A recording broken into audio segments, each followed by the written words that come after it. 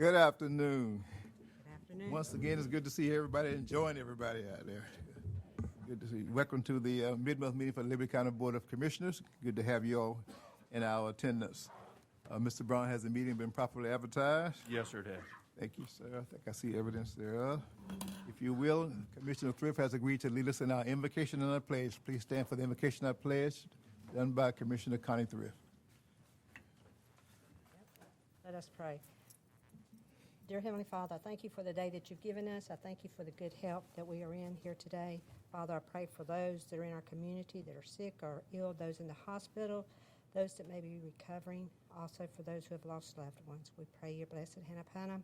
We pray that you would be with us as we move forward, Father, in our county business here tonight. Lord, just give us insight, the wisdom, and the knowledge that we need to do the work that the people has elected us to do. And I ask all this in your name. Amen. Amen. I pledge allegiance To the flag of the United States of America and to the republic for which it stands, one nation, under God, indivisible, with liberty and justice for all. He's back.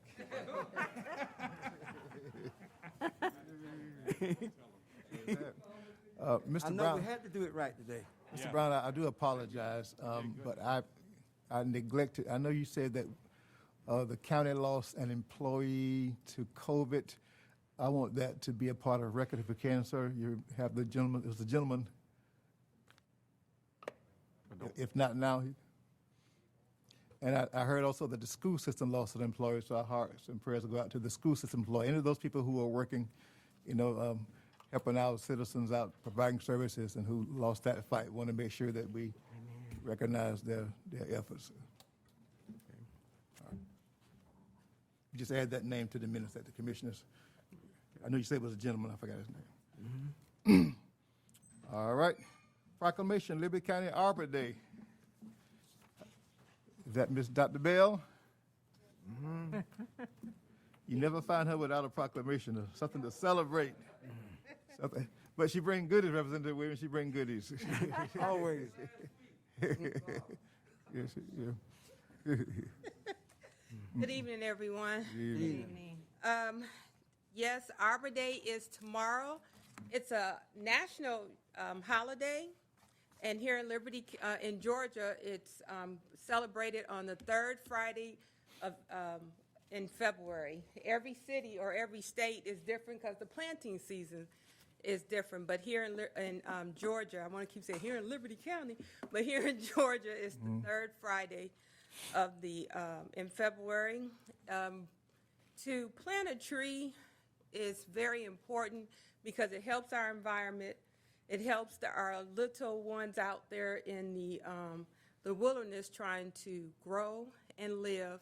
Plus, it gives us here as people the ability to have shade, to build things, and also to have something to look at. They did a study where they had trees outside of a window of a nursing home and how calming it was to their residents there when they sat down and was able to look at a tree and see the birds or just see the different colors in the different seasons. So trees are very important to our lives and to our environment.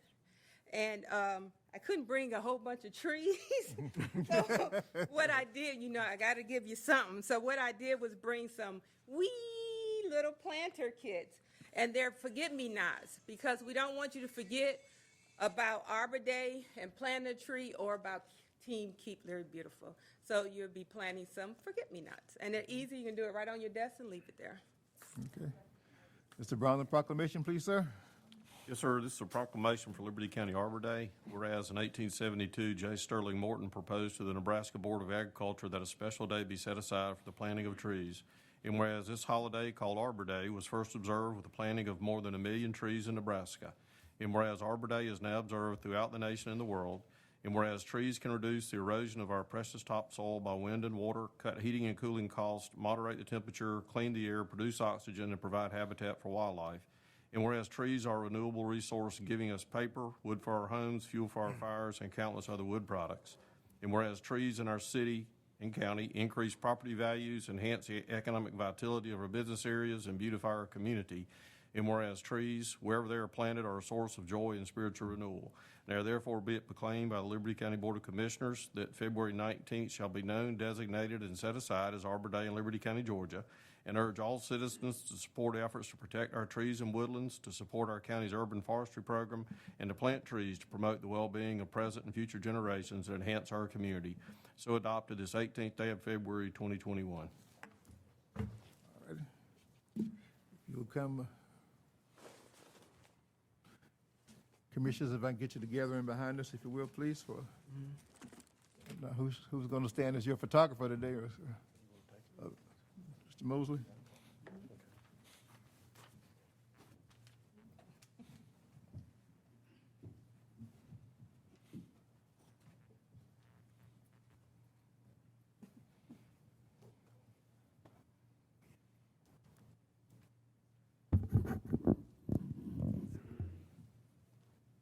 You ready, sir? Yes, sir. You ain't 7 feet.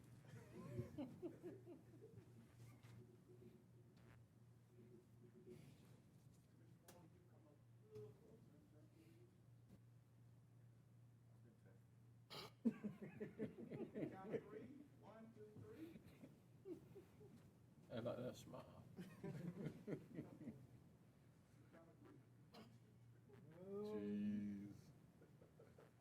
Class 101. We got it?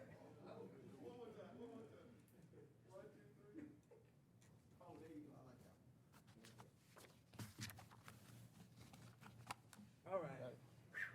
What I'll do is just put some on the back table and take what you want, and I'll pick up the rest. All right. Thank you.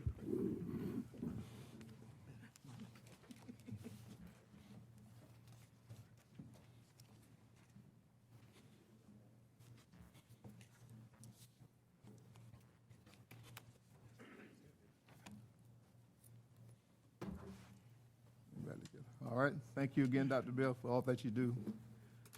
Keep living beautiful. All right. Departmental reports, Finance, Ms. Kim McLaughlin. Hello, Kim. Good evening. Evening. Good evening. I'll start with your January financial report, which we just finished today. And I'll just go over some of the highlights before we get to SPLOST and T-SPLOST, which are looking fantastic. At the end of January, we have collected 60% of our revenues, and we've exhausted 57% of our total expenditures. And at the end of January, we had approximately 5.5 months worth of operational expenditures in our undesignated and unreserved fund balance. This year, one year ago, we were at 5.3 months worth of operational expenditures. So we're actually tracking a little bit ahead of where we were last month, which makes sense because we did increase the millage rate. I will tell you, the due date for the taxes, I believe, is February 10th, so we'll see another push probably in February and even early March for revenues. Some of the same departments are continuing to kind of show up on the radar for some of the same reasons. Elections has completely exhausted their budget, and I've been talking about elections over the past few months. We knew it was going to happen. We just weren't sure how quickly and at what month. But as of the end of January, they have completely exhausted their budget. So I'm going to talk a little bit more about their budget and some things that we've kind of, over the past 2 weeks, been analyzing and looking at. Tax Commissioner continues to run a little bit ahead of schedule, mainly because of some overtime and some computer and supplies, but I do expect him to fall back in line and stay within his budget for the year. Government buildings running ahead of schedule also for some of those large purchases, some budgeted and some not budgeted. The purchase of a truck, which was budgeted, but then some of the HVAC repairs and replacements that have been done at the Easton Center as well as the Justice Center, and then some repairs at the historic courthouse that were not budgeted. Kind of skewed his budget. I don't expect him to exhaust his budget, but that is why he's running slightly ahead. Same thing as every month, the general admin fees, the Coastal Georgia Regional Development Commission, those dues are paid entirely in the year, so that budget will be skewed for the remainder of the year. Your Superior Court, the law clerk expenses, as I've told you before, since we pay those up front, their budget's skewed a little bit, but it comes back in line a little bit more every month. Circuit-wide public defender is always requiring the 1 month prepayment of their services, so theirs always runs a little ahead of schedule, but by June it comes back in line. Sheriff's Department running ahead of schedule and budget for overtime, employee benefits, communications and supplies. Law enforcement training also running over in overtime, education and training and supplies. EMA's budget's a little skewed because of the vehicle that they had to purchase and because of some COVID expenses. And then, as we mentioned before, roadways and walkways, they had 2 very large, significant purchases at the beginning of the year, so that kind of threw their budget in a deficit initially, but it continues to come out of that each month as we go on. I don't expect them to exhaust their budget either. Building and licensing purchased a vehicle, so their budget's running slightly ahead of schedule, but will come back in line. And as I mentioned one other time, we did not budget anything for the census coordinator. So when I bring to you a formal budget amendment, we will include that. And we will also include the offsetting revenues that we billed the other cities for that.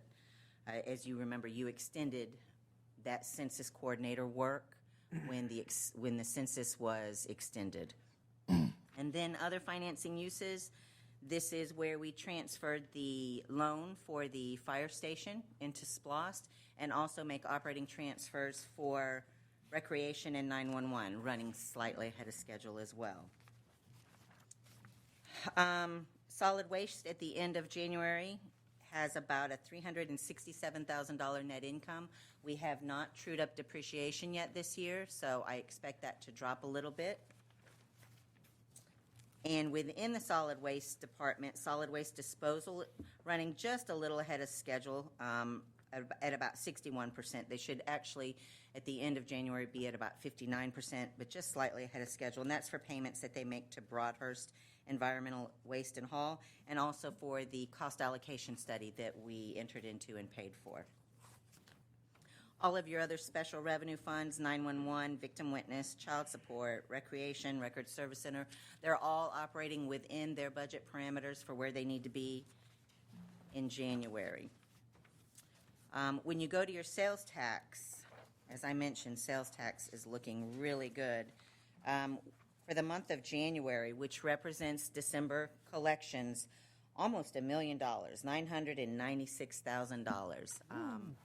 Fantastic. Just and our SPLOST, our T-SPLOST, and our local option sales tax just continues to do incredibly well. And I remember this time last year, as we were going into budget, especially even in the April and May timeframe, where we really scaled back on our budget lines in those revenues because we anticipated such a slowdown because of the COVID and everything. But I tell you, online sales and Lowe's and Walmart, I must be just really kicking in, because to receive almost $1 million is phenomenal. And in T-SPLOST, we actually received $941,000, which, you know, when we did our initial projections, we weren't sure how T-SPLOST was going to line up to SPLOST, because we knew that there were some items that were not applicable to that 1 penny for T-SPLOST, and we really thought it was going to be a lot less than what we're seeing. But to receive $999,000 in SPLOST and $941,000 in T-SPLOST is surprising to me, because I would have thought it would have been a bigger difference because of the fuel sales. So I'm not even sure how to explain that. I won't try it. I'll take it and say thank you. We say thank you. Yeah. That's what I have for your regular monthly report. I'd be happy to answer any questions on the monthly report before I go into our analysis that we've been doing over the last 2 weeks. One thing that excuse me, go ahead, Commissioner Stevens. Joey, what percentage of T-Splosh is allocated for the bypass? Ooh, it's a set dollar amount. I don't have that report here. We can get it to you. Is that part of the 30%? It's part of 30%. I'm not No, actually, you're right, Kim. It's not. yeah. It is shown as a separate on your line item in here. It is not in T-Splosh. Okay, It's shown in your regular Regular Splosh Splosh. account. Yes, sir. okay, all right, okay. EMA and COVID expenses, we were not able to recoup everything. Is that what? Oh, no. Yeah. No, we did get a lot of COVID money, and I'll talk about that. We got $1,032,000, but that we never budgeted to track those COVID expenses separately. But once we started purchasing those items that were COVID-related and required, especially for elections and holding businesses in here and stuff like that, we started tracking those separately in each department so that we could isolate those in case there was another opportunity to apply for some sort of state funding, which Did not have. hasn't happened yet.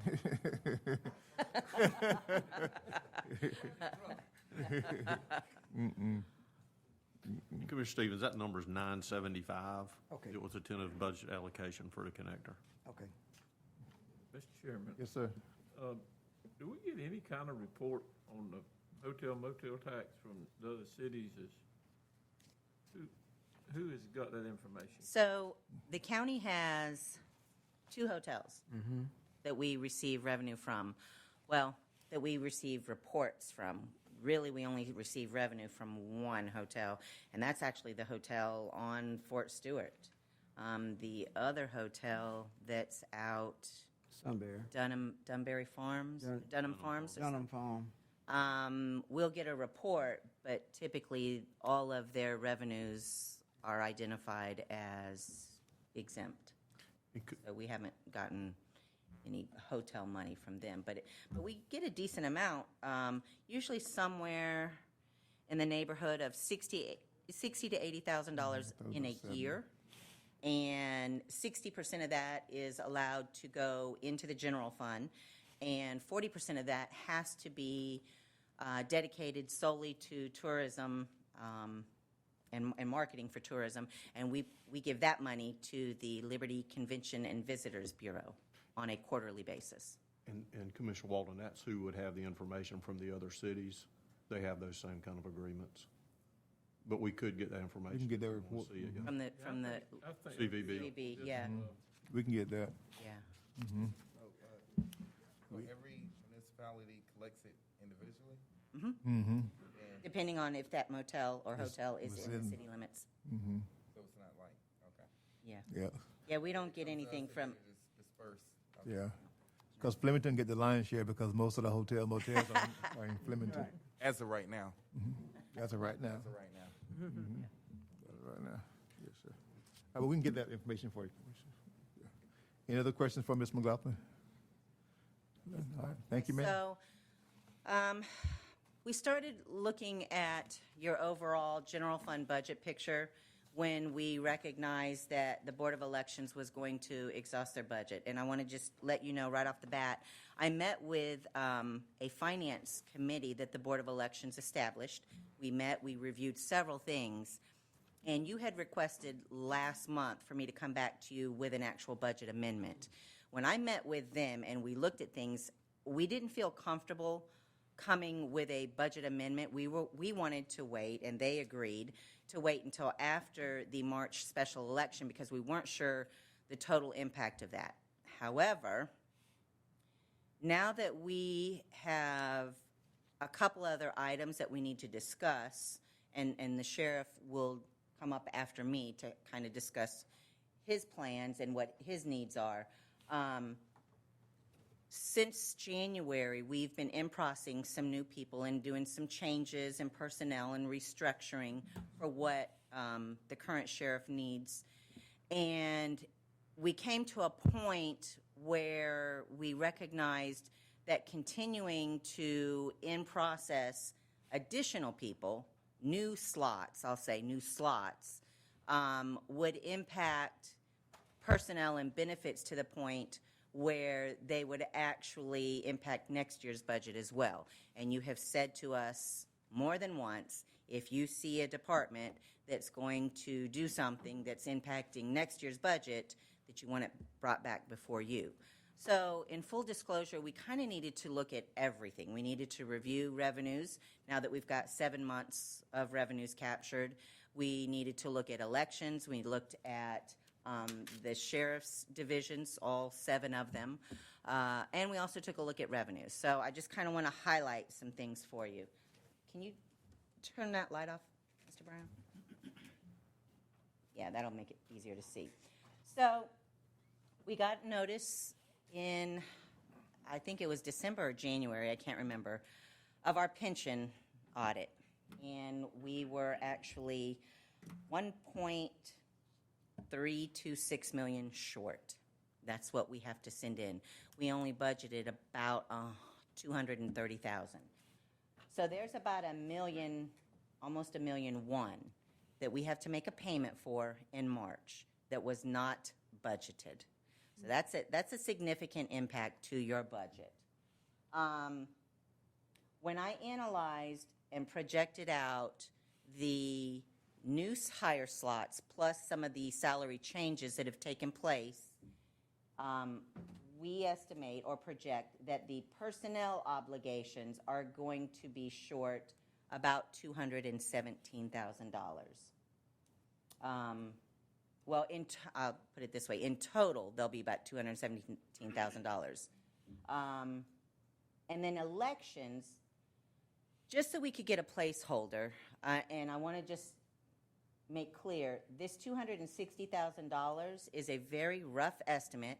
The Board of Elections has not reviewed this, and so before I actually come to you with a true budget amendment, I think that they need to actually weigh in on this and review this so that they're comfortable with this. But just as a placeholder so that you understand that they're going to need probably close to about $260,000 to carry them through the rest of the year.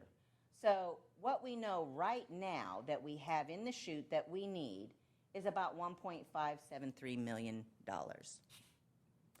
Then we've also had items throughout this year that we've already incurred and purchased that were not budgeted. So Mr. Brown had me collectively identify what those are. And those total about $107,000. And then there are some items that you have asked either for a quote for or the sheriff's office has asked for, and we wanted to talk about merit. So these last items down here are just items to be considered, which is about $635,000. So collectively, all of that is about $2.3 million.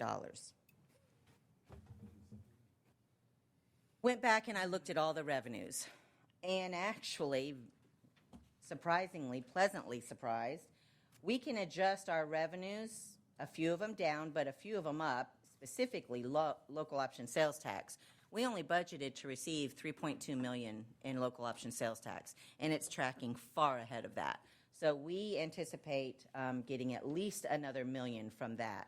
But collectively, we can adjust our revenues about $2.2 million, not having to use any fund balance, at least for that $2.2 million. So when you look at a summary of things, here's the changes that we could make to the revenues. Here's the additional budget requirements, the 1.573, which includes a placeholder for the elections. It includes the pension shortfall, and it includes the $217,000 obligation for the personnel changes that the sheriff has implemented and wants to continue to implement. And then these other, so that would bring us down to $552,000. And then these other additional requests would actually throw us into a shortfall if we approved everything. A couple other things we need to remember when you're taking all of this into consideration. In this year's budget, when we were adopting the millage rate, one of the things that helped us was the fact that we received $1 million in CARES Fund money. That won't be coming back next year, will it? Probably not. Probably not. So $1 million helped us this year, and it helped us actually in a real timely manner, because this is when we were bringing on the fire department. This is when we had a bunch of unexpected expenditures. So that $1 million truly did help us. So the fact that local option sales tax is tracking a lot higher gives me hope that next year maybe that local option sales tax will continue to take the place of what helped us this year in maintaining a 1 mil increase. Next year's budget will have 100% of the personnel costs for fire and rescue, which this year we stepped into it. The way we budgeted it was 1/3, 1/3, 1/3. At this point, they weren't even able to do that. So we will probably see a little bit of savings in that, because they weren't able to get all of those 8, because by now we should have already had 18 of them, but we don't have 18. So we might actually see a little bit of savings. But that will add another $300,000 to your budget next year. The $217,000 for the Sheriff's Division will be an ongoing recurring cost. And anything you do, if you do a merit in the form of a percentage to a salary and not a one-time payment, that would also, because there's a couple different options you could do. You could do a one-time payment based on evaluation, or you could do an actual salary rate increase. So that would be up to you. One would be recurring next year and the other would not. And then I'll let Mr. Brown talk about EMS operations. Thanks, Kim. So, what we wanted to do, again, Kim mentioned it, is we knew there was a lot on the radar. We knew you had some things that were kind of showing in the red, not from anybody's in particular purpose, but that they were just happening. So we wanted to give you that full snapshot. The last thing on EMS is we've been approached by the hospital. You may remember, some of you may remember, 28 years ago, we transferred operations over to the hospital. So they run the EMS operations, and you continue to buy the units for them. In the last several years, because of Medicaid, Medicare reimbursements dropping, and just non-paying patients, they've been averaging about $500,000 in losses at EMS. It's a service. I think, I don't know of an EMS department in the state that makes money unless it's privatized. And I'm not suggesting that, because there are pros and cons with that. But they've approached us to say, can you help us out some? We don't believe that, as we're trying to straighten out the books, that we really understood we were going to carry $500,000 a year losses repetitively. And those, so far, the way they've got it set up on their books, much like your solid waste fund and your water fund are in due to accounts, not water fund, but solid waste fund, in due to accounts. And so right now, I believe on their books, and Mr. Chairman, you may have to help me, but I think that EMS shows a due to the hospital of a little over $3.5 million. They at this point, I think I can say, are not asking for the 3.5 to be repaid, although if fees were adjusted or millage adjusted to try to accomplish something for EMS, a little bit could be designated to pay that back, because that's actually money that's been paid out by the hospital over the past several years. So that's what that is. The other couple of things, I guess, just to keep in mind, and Kim mentioned some of this, when you adopted your budget last July, it was a flat, pretty much flat, other than things, real tight budget. And she mentioned the offsets. And so especially some of these things that were in the last portion over here were things that you particularly merit when you passed the budget. You said, we're going to pass it, but understand we want to come back and take a look at it later. So we want to make sure we heard that, and that's back up there. Of course, the street sweeper is something that in a couple of meetings ago you indicated that you want us to do. We've got the RFPs on that right now. So I guess the other thing is, we'll be talking about this later in the administrative report, is what you want to do with the EMS building that's down at Midway. There's nothing appropriated for that. So again, as you look forward coming into your next budget year, that would be an expense that you'd have to finance and incur along with that. Along with what's already on the drawing board for the Miller Park Fire Station and some of those things, which would have to be financed up front and then potentially paid back through Splash, which the EMS building could too. But initially, it's going to be an outlay for you for a short period of time out of the general fund. So just wanted you to know everything we know We thought full disclosure was important. And I think I can say our recommendation at this point is that the top two sections are current obligations, already obligated for that. And so I don't know that there's a way to move away from that, but we'd recommend that you, until we get a little further in the fiscal year, towards the last quarter, that we hold off on that third section. We have time to analyze revenues and expenses a little closer after the election. Kim mentioned particularly the election cost and estimate. So at this point, I think that is our recommendation coming forward to you, that if you desire to move out and do the first two, I think we feel cautiously okay about that if everything stays normal, but I think our recommendation is to hold off on the third right now. Before you, and I guess I'm not looking for a vote, because this really isn't in a form of an amendment. And again, like I said, the Board of Elections has not had a chance to review and look at my rough guesstimates on what they need, especially for this special election that's coming up that was not budgeted and not even known about.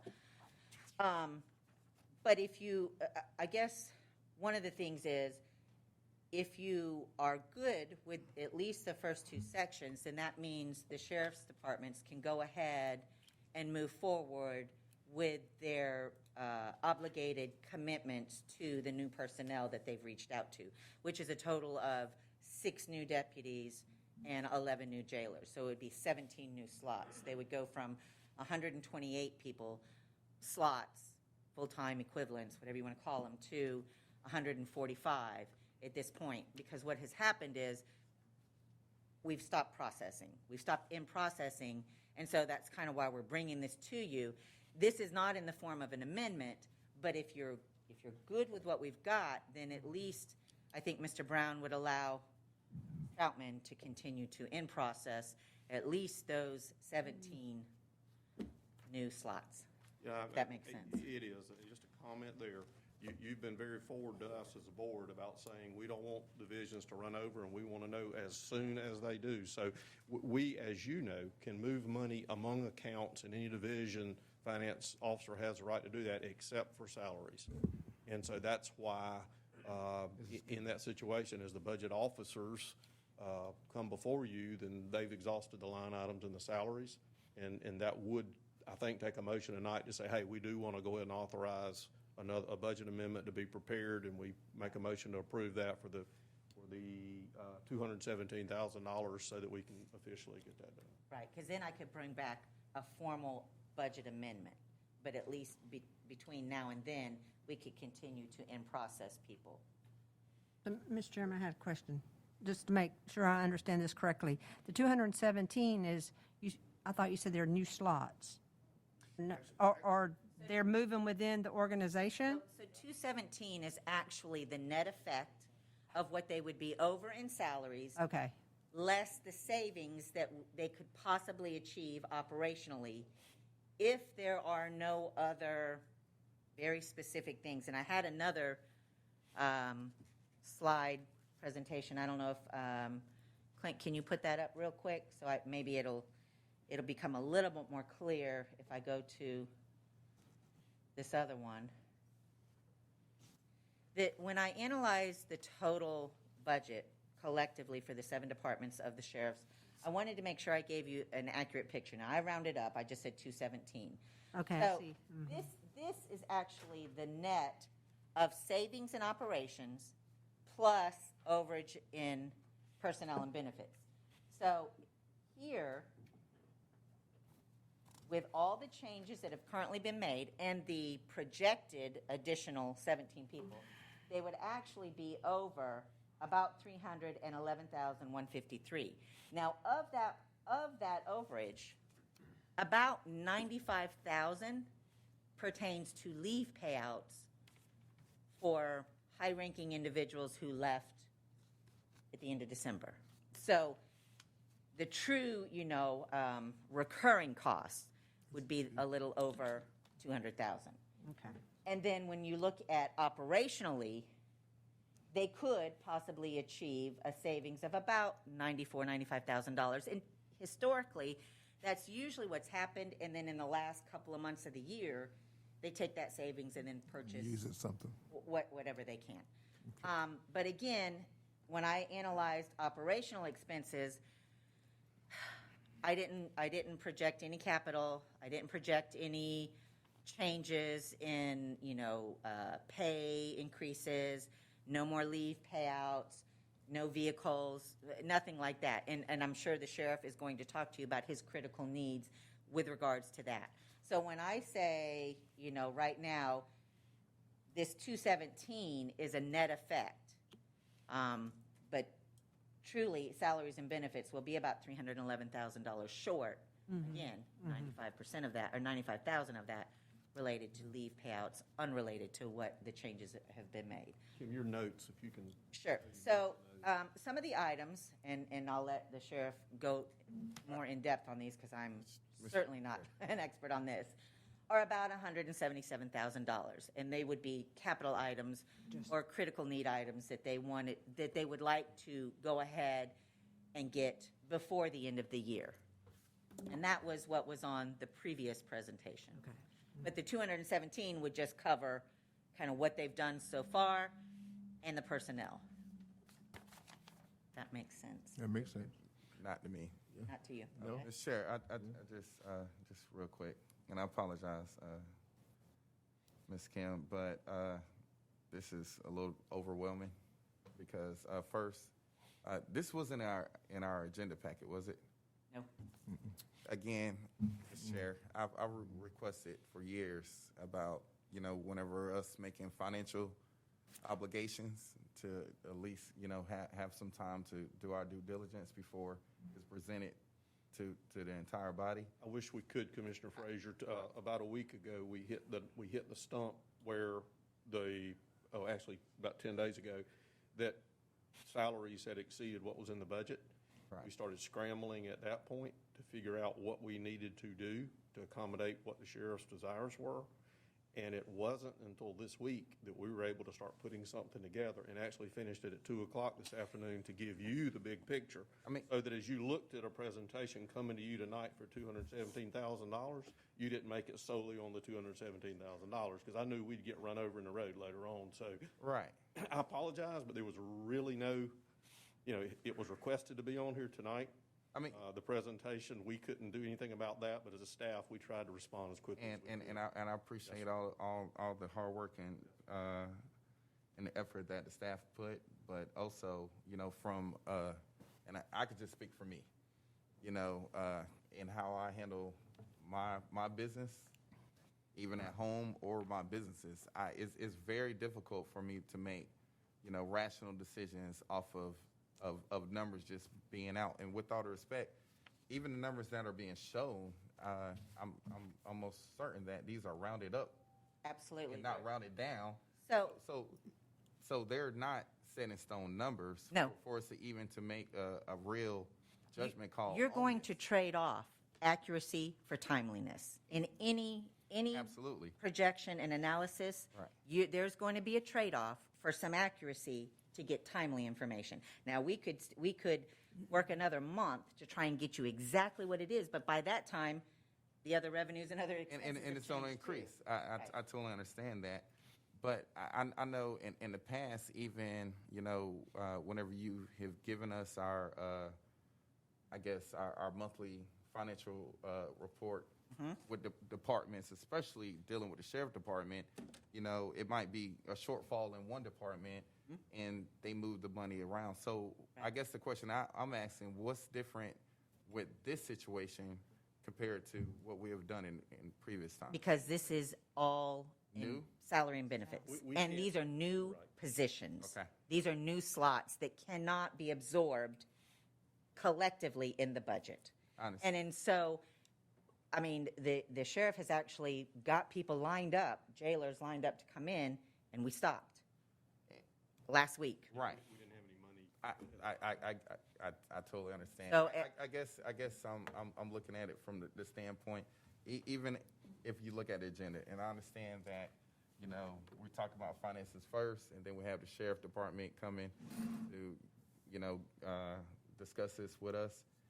And I think maybe possibly, Mr. Chair, we should have, stopped at talking about the SPOS and the T-SPOS, and then allow the sheriff department to come and give their presentation so we get more of an understanding of where we at before we, because basically we're presenting for them, and I'm just kind of, I'm just looking at the money, and I also, we've been trying to be fiscal responsible for years, and I just kind of want to get a full, broad spectrum of where we're going and how we're going to get there and where the money is coming from. Like, is this coming from our general fund? Well, that's why I analyzed the revenues. They're on the other presentation. Right. That's why I didn't want to just come to you with expenditures, and we took a look at the revenues to say, okay, now that we've got 7 months' worth of revenues captured, where are they falling? Are they tracking? Are they behind? Are they Right. ahead? And they're significantly ahead. So that was a good thing, that we Right. were able to say, okay, there's some items that we did not budget for, especially that pension hit, $1 million. Last year we were also hit with that. I'm hoping next year it'll continue to go down. The first time we were hit was, what, 3.2 million? Now it's, a little over $1 million. Hopefully next year it'll drop again because we increased the match from 6% to 8%. And again, this is not in a form of an amendment for you to amend your budget right now. This is really just for you to say, okay, the 17 slots that they have lined up, which they've already hired 6 of the deputies, they're waiting on the other 11 jailers, can they go ahead? And then we can bring back a formal amendment to you. But this is just to kind of share with you where we are financially, both revenues and expenditures. And when we also talk about, reports, I'll tell you, and I think I've told you before, we do our very best to try and close the month and have the report by the 15th. Well, we close the month by the 15th. We can't even start closing until after about the 2nd or 3rd of the month. And depending on when that falls, if that happens to fall on a weekend, then we're pushed back even more. And if there's a holiday, we're pushed back even more. Right. So we do our very best to close the month of January by February 15th. And we've got everybody in my department working to do that, Right. both revenues and expenditures. So again, this is just a high-level overview. It is an estimate, Right. especially when it comes to the elections, because I did talk to Chairman MacGyver, who is on that finance committee. I shared some of this with him, and he definitely wants the board to have the final say on what their proposed budget amendment request would be. But I felt like I at least needed a placeholder, so you recognized at least a rough amount, a rough guesstimate of what you might be looking at collectively, not just isolating the sheriff, but collectively, what does the entire general fund look like, revenues and expenditures? But I understand, Right. having all this thrown at you right now, It's it's hard. But really, I think all we're looking for is to say, can we go on with the hiring of the 11? But, Yeah. and And then we can let the sheriff talk about his other capital needs. absolutely. I understand that, but even if you look at it from that perspective, right? Even if we're say, we say, okay, let's move forward, but then whenever it comes down to the time to vote, we don't come to agreement. Isn't that us putting the cart before the horse? If we tell you all to go ahead and move forward with the hiring practice, but then when it comes down and we really look at these numbers and they don't work, I mean, what do we do then? Well, so the 217 is a hard number. Yeah. We feel real good about the 217. That's a hard and fast number. I didn't bring the entire. Yeah, that's the And true that number cost. works. True cost of the person. works. It works. Yes, sir. And let me comment too. Never was anticipating a vote by you before the sheriff did his presentation. Just Kim was up, she wanted to give the overview, and then the sheriff, as she mentioned, will do his presentation, and then we'll get some desire whether we want to move forward. I mean, it's fine, but with all the respect to our sheriff, but I mean, if Kim's doing it, we could kind of expedite this. I'm Yeah. definitely not doing it. because I don't No. know. And honestly, I don't know. All I know is the number of slots that need to be processed. Right. But I don't know, I can't substantiate the need like they can. I can't substantiate this. That's what they're here to talk about. I'm just here to give you the numbers of what it would cost, at least for the personnel and benefits. And I totally understand it. It's a package deal. Right, but a wise man always told me, you know, we've had people present in front of us that basically whoever was representing that particular cause already solidified the deal. Then the person that comes behind them just tell them thank you. You know, that's the only thing I'm saying. Let's expedite this. If we're going to do it, then with all respect to the sheriff and the deputies, if we're going to go, let's. Tom? Yeah. Let's Yeah, go. Mr. Chairman, the only thing I'm saying now, and Kim got that finance degree, and Justin could count way higher and faster than I can. But I know whenever we approved the budget that we're in now, and I wrote the number down, it may be the wrong number, but let's just say for the sake of conversation, there were 125 people in the sheriff's department, for the sake of conversation. And when we put all that together, all the other county employees, we put all that together, and I think I said right here, and I said that, you know, let's not move forward until we put a raise in for our employees. And we did that. And I think that helped us have to, one of the reasons why we had to raise the millage. But we did, and we took it on the chin, we raised the millage, and everything that we thought we needed. Now, we know that the election was going to happen. We had budgeted for the election. We didn't budget for it to be what it was. So that's kind of out of our control. Right. But if it was 125 people in the sheriff's department, and your department, the 10 people you got, for instance. Six. Six. Okay. Yeah. The six you got. The six you got. For real, the 10 was for instance. I got you. Okay. And the building and grounds and the recreation department. We put all that in, and that's employee number 7, 8, 9, 10.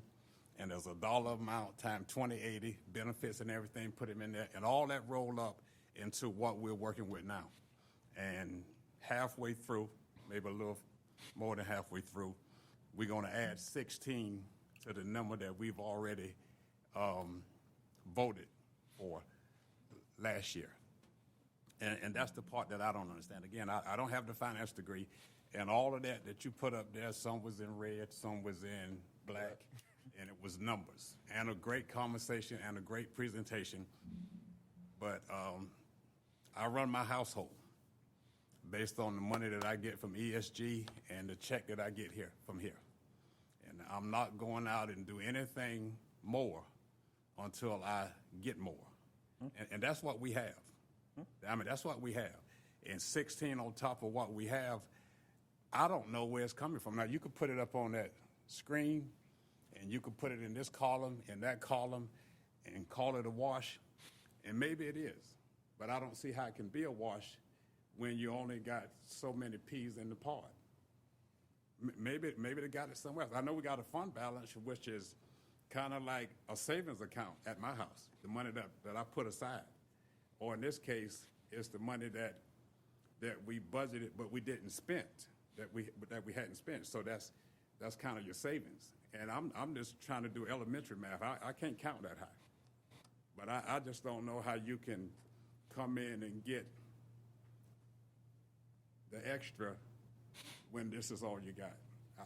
But that's maybe that's Right. just my shortfall. And you're That's right, my it is That's my shortfall because extra I expenses. can't count that high. And that's why I looked at the extra revenues that were coming in to say that these extra expenses, these extra 16, 17 people, could be covered with the additional revenue that was not budgeted.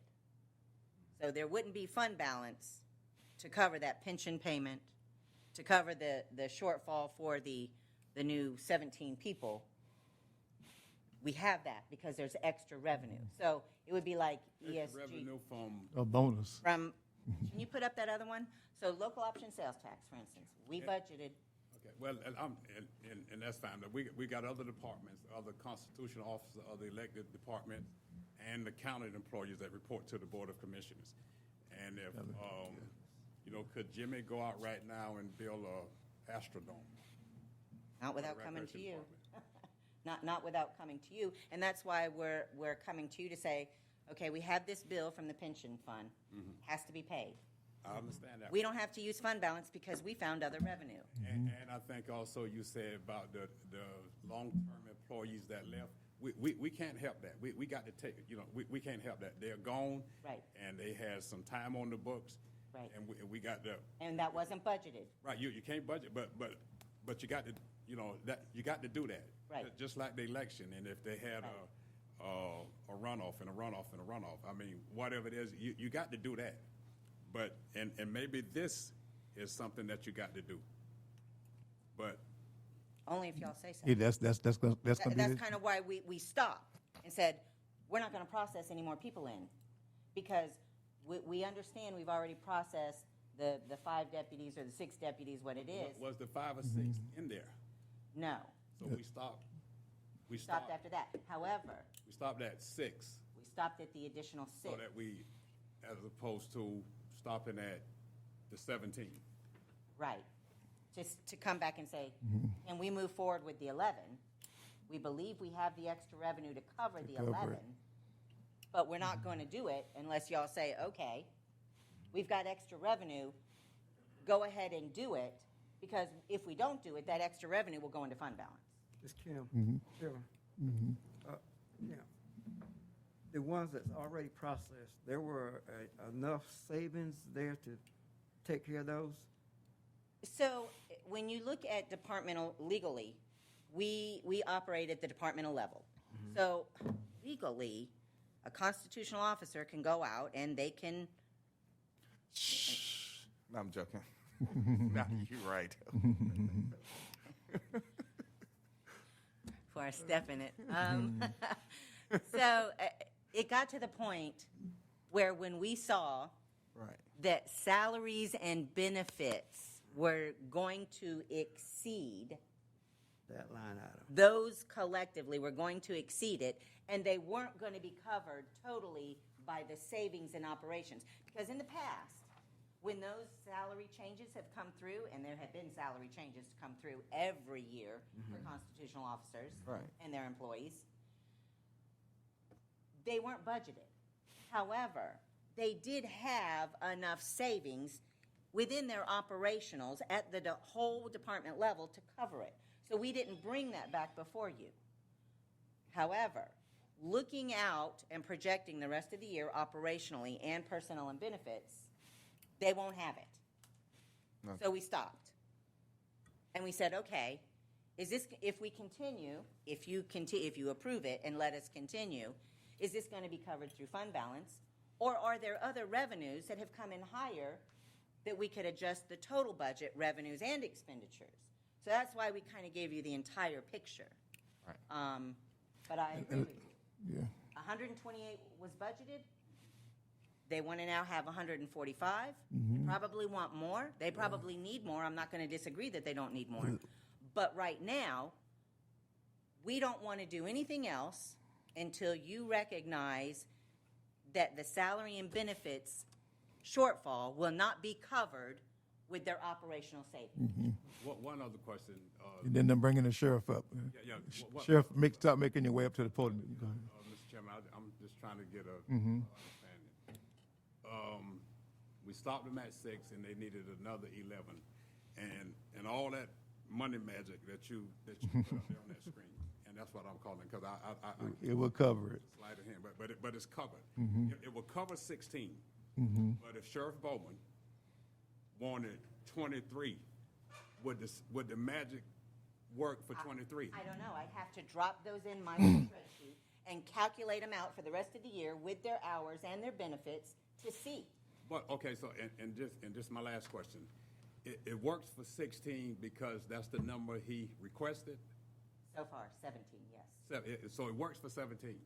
Yes. And it could work for, Well, I think. Not based let me on the pause. revenue. I think that's the reason I focus you back to her note on that last slide, that number's calculated,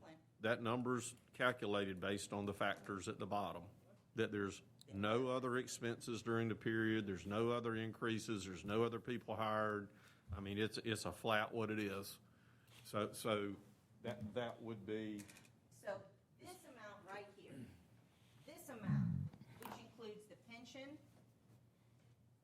personnel obligations in the sheriff's, which is the 17, and the personnel and operations and election, 1.5 million, will be covered through unbudgeted Revenue. revenue we have now identified, additional revenue. We can't afford it.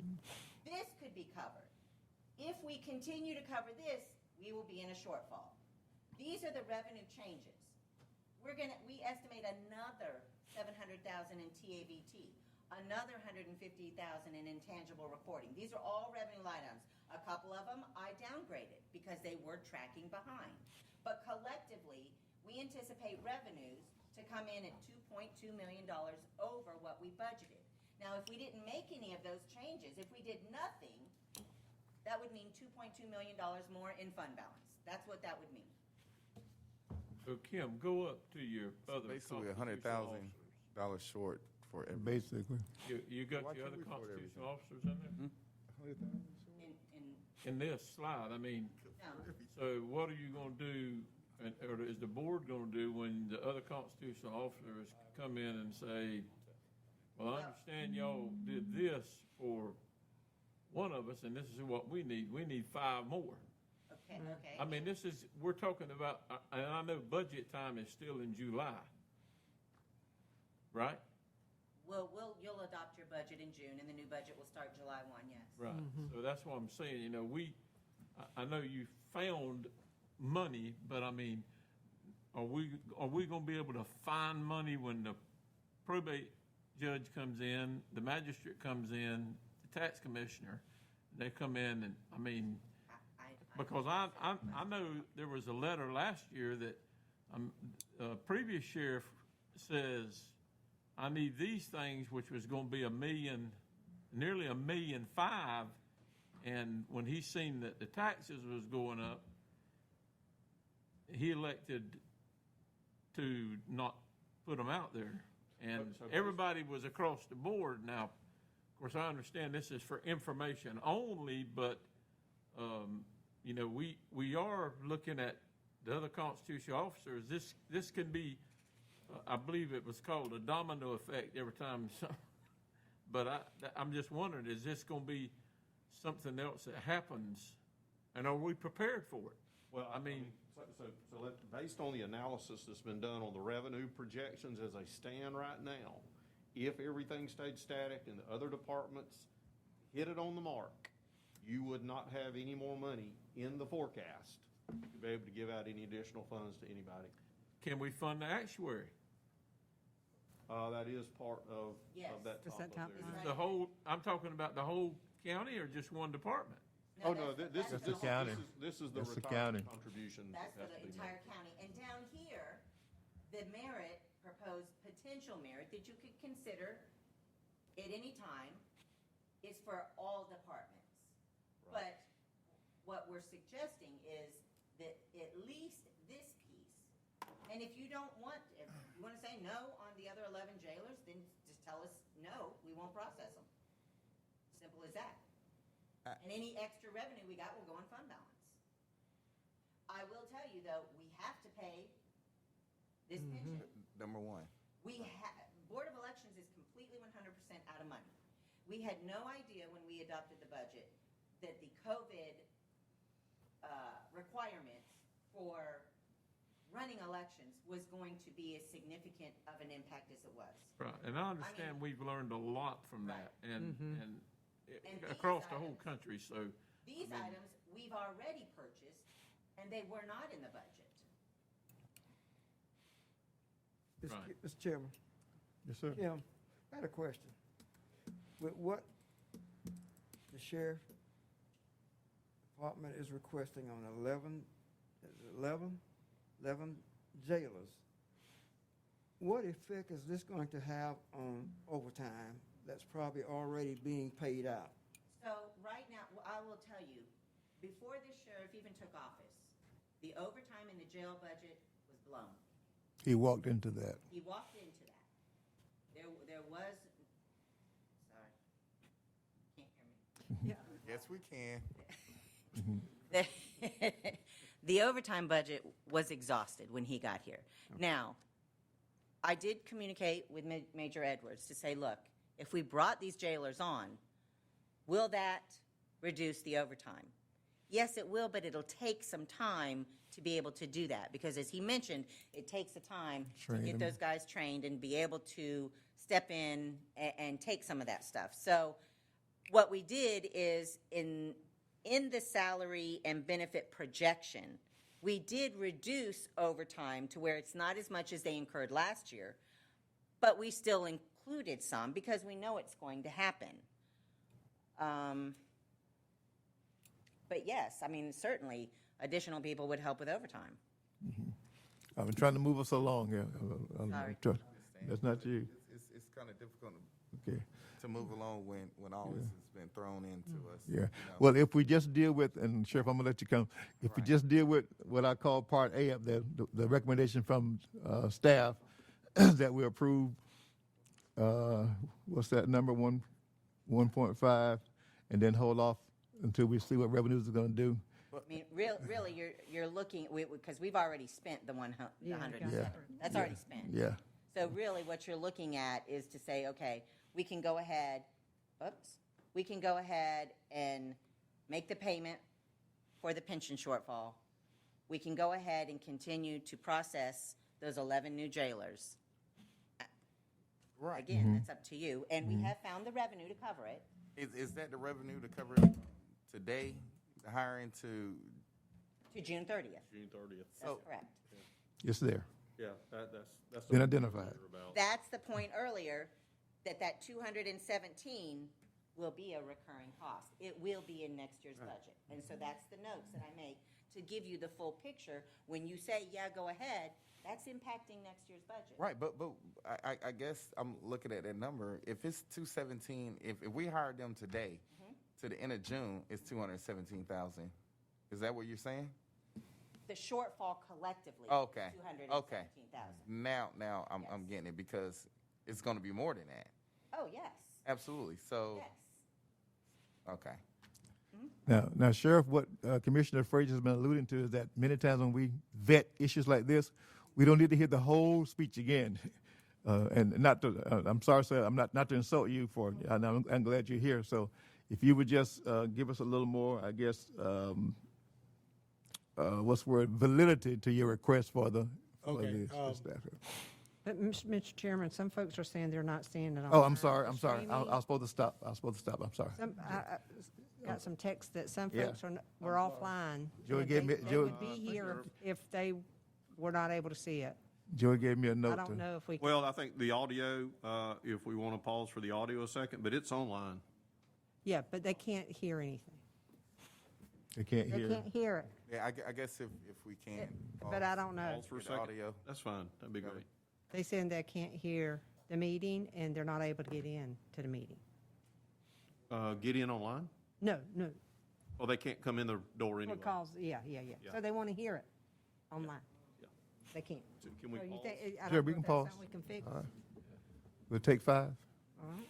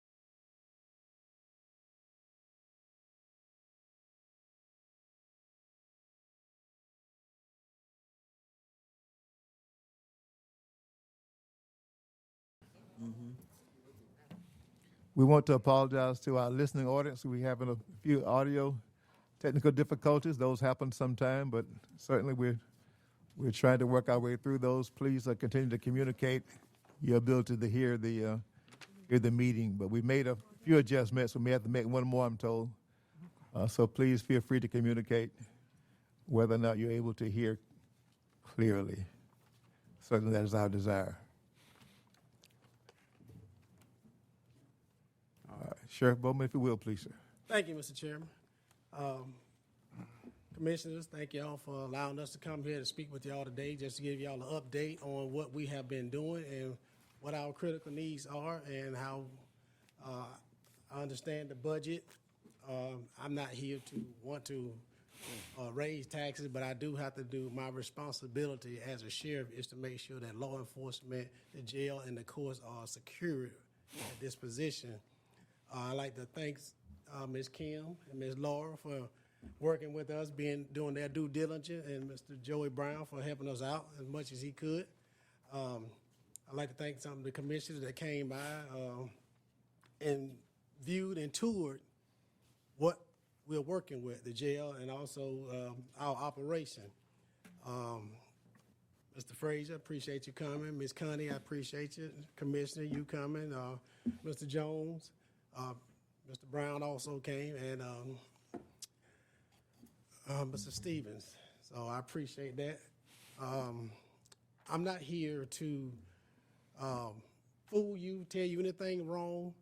I get our staff is here and to answer any question that you might have. The chief is going to get up here and he's going to brief what we did our assessments and let you know where we stand. So, Chief. Sheriff, thank you very much. Commissioners, thanks for seeing me tonight. For those of you that visited with me, I appreciate you having taken the time to do so. In the interest of time, I would like to move forward with my slides. I believe we've passed it out, and protocol has taught me something tonight. I'll make sure that you get to read ahead slides in advance next time. I wasn't quite sure how to do that. Mr. Brown cued me in a little bit, so I do appreciate that, Mr. Joey. This is a 30-day assessment. It's not an in-depth assessment. It's based on Sheriff Bowman, in keeping with his pledge to the citizens of Liberty County for modernizing the law enforcement capabilities, improving the response times, building community bonds, and improving jail operations overall. Sought the experience of experienced law enforcement leaders in our community. I want to take just a minute, if I might, of your time to introduce you to the executive members of the Sheriff's Office. And I'm going to start with Major Bill Kirkendall. He is our Bureau of Professional Operations Major, and what that entails is making sure that the entire operation runs in a smooth and organized manner. I'd like to introduce you to Mr. Jerry Blash, Major Jerry Blash. He's our Major of Patrol Operations, and he's in charge of our overall law enforcement on the road, our detective's office, and in conjunction with Major Kirkendall, he works with our drug team. So we're going to build that for our community, and we'll show you as we go along with a phased approach. I'd like to introduce you, and I think everybody knows, Major David Edwards. He's our Administration of Jail Operations, and I want to tell David, thank you very much for staying on the team and not retiring like you told me you were going to do. So, again, thank you very much, gentlemen. In the interest of time, again, what I'd like to do is I won't go in depth like I was going to do on the law enforcement duties to the courts, jail administrations, the duties of the sheriff. I believe that most of us know what those duties are, what they entail. But I, in fact, did put a slide in your packets for you, and that's the pillars of the office of the sheriff. We have starting January the 4th, the first, of course, was blinding for us just getting in the office itself. Sheriff Bowman ordered that we start our 5-phased approach to assuming the office of the sheriff. We, of course, started with Phase 1. Phase 1 was just getting a hold of exactly what we had in the sheriff's office, and it's the initial inspection and review of all areas and services necessary to provide safety and efficiency and carry out the responsibilities of the office of the sheriff. Sheriff Bowman, and I want to point out here that after just a few days in office, Sheriff Bowman pulled his executive committee together and decided that based on what he had seen initially, that we needed to restructure the organization just a small bit to enhance communication, promote stability, and create a positive working environment for the employees of the sheriff's office. Phase 2 of our plan, sir, will be, as we move into it, the safety for the sheriff's office, for the citizens and the employees within Liberty County. 2 alpha, as you'll see, is the duties, deputy sheriff's equipment right now, and I wanted to point this out. Most of you've seen it. You've walked through with me that all of our equipment is in dire need of upgrading. What I'll say is that Mr. Joey Brown is working closely with us right now to ensure that those upgrades in equipment and vehicles are determined at the appropriate level. So, and that we absolutely look for the best course of action. This is the piece that we've been discussing most of the night, and it's the manpower issue, if you will, for the addition. And these are good numbers received. Matter of fact, today, if you live in Liberty County and you're outside of a city municipality, and someone's breaking into your house or breaking into your quarters or stole something from you, these length of times will concern you greatly. 45 minutes if it's a non-emergency call, could be not at all, based on the number of calls and the priorities as they come in. If it's an emergency call, this is for me as a law enforcement officer of 40 years. This is of great concern to me. 15 minutes is the earliest time that I've seen, with an outside time of 20 to 25 minutes. Concerns me greatly. A lot can happen in 15 minutes. I wanted to point out to the members that the average number of deputies covering 603 miles on an average shift is about 4. It's 4.6 to be exact, but 4. Could have rounded up, sir, but I rounded down. There you go. Again, this concerns me greatly, and as we move forward, I would like to improve those times to response for the citizens of Liberty County, and I can only do that by putting more deputies on the road. The additional manpower, of course, this, again, I pointed out to you that right now we can't plan for the COVID period. Our COVID period, again, fluctuates with our inmates from, if you would, David, 188 to 215, sir? Yes, sir. Yeah, okay, and thank you. So, but we have to plan for the future. We know COVID's going to be over at some time, and our judges are going to start issuing their warrants, and we're going to start picking people up, and our jail will go to capacity as soon as COVID's over, and that would be 300 people.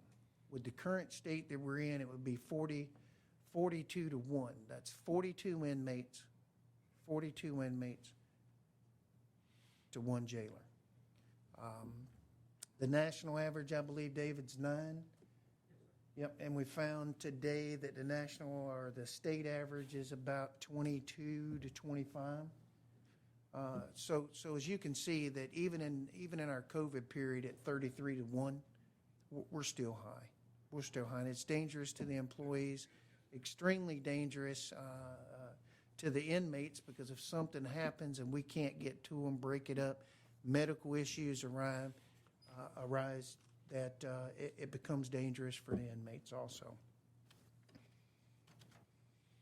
Phase 3, I went ahead and put up for you, so you know that we are moving in a phased program, some things that we're looking at in the future. We want to provide better safety and security for our courts. Sheriff mentioned that earlier. Our detective's office, we want to like to move from being reactive to proactive, to actually getting out there and start investigating some of the property crimes. Of course, you know, personal crimes take precedence over property crimes. So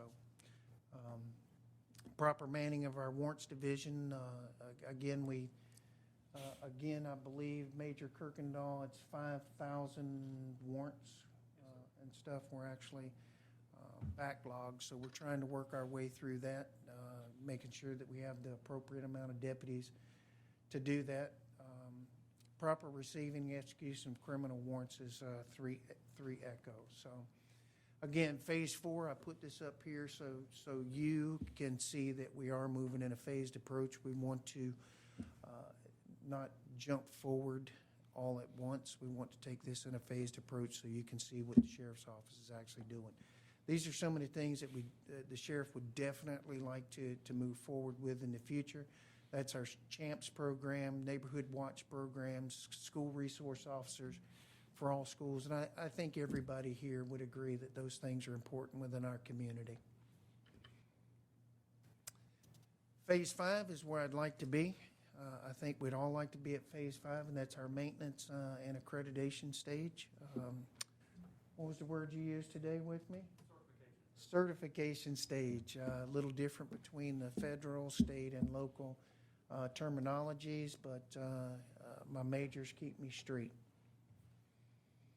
Guys, I threw some numbers up here for you, and these are just counties approximately the same size as ours, what they have for sworn officers, and it gives you just an idea of where we stand with different counties within our same population group. I put on here again for you to review the methods that we're using for our evaluation. We go in depth. We really take a hard look at everything that we're doing as a law enforcement community and how it benefits the citizens of Liberty County. So pending your questions, that'll conclude my presentation. Any questions for the chief?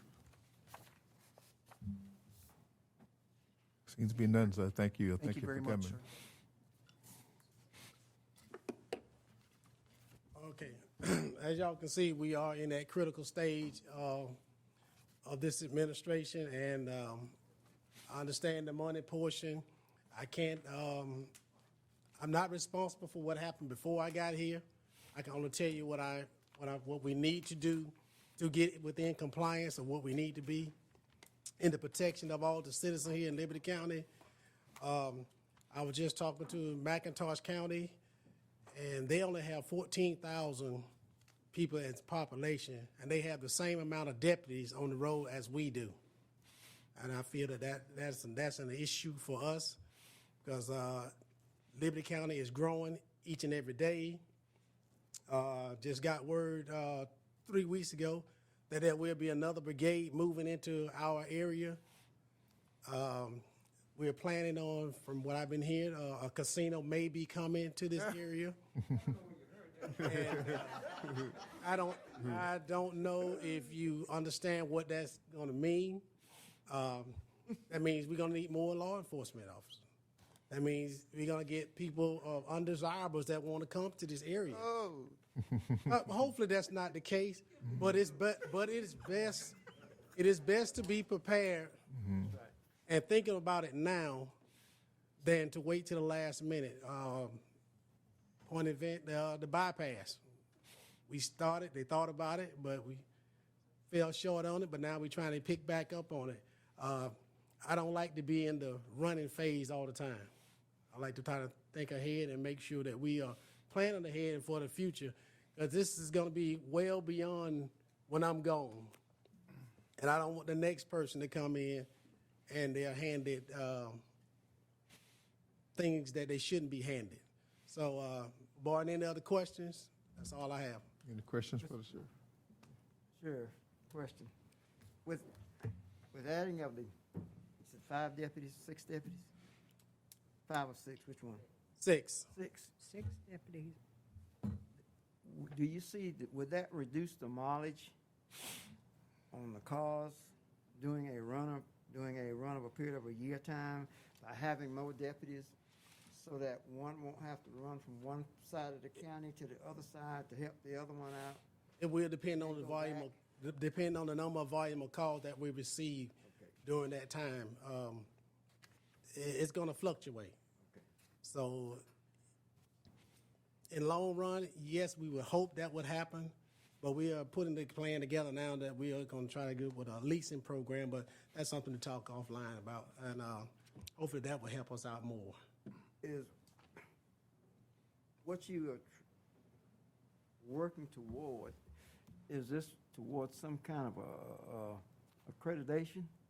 Yes, that's our goal, is to be accredited so that we can be able to apply for more federal money, and that will help us out doing writing more grants, and that'll try to relieve some of the pressure off of the taxpayers, which is my goal. Because I don't want, I live in Liberty County, I live within the city limits, so I pay taxes just like everybody else. And trust me, I am not one of the ones that want to see taxes go up. But my goal is to make sure that everybody in this county is safe. Okay, all right.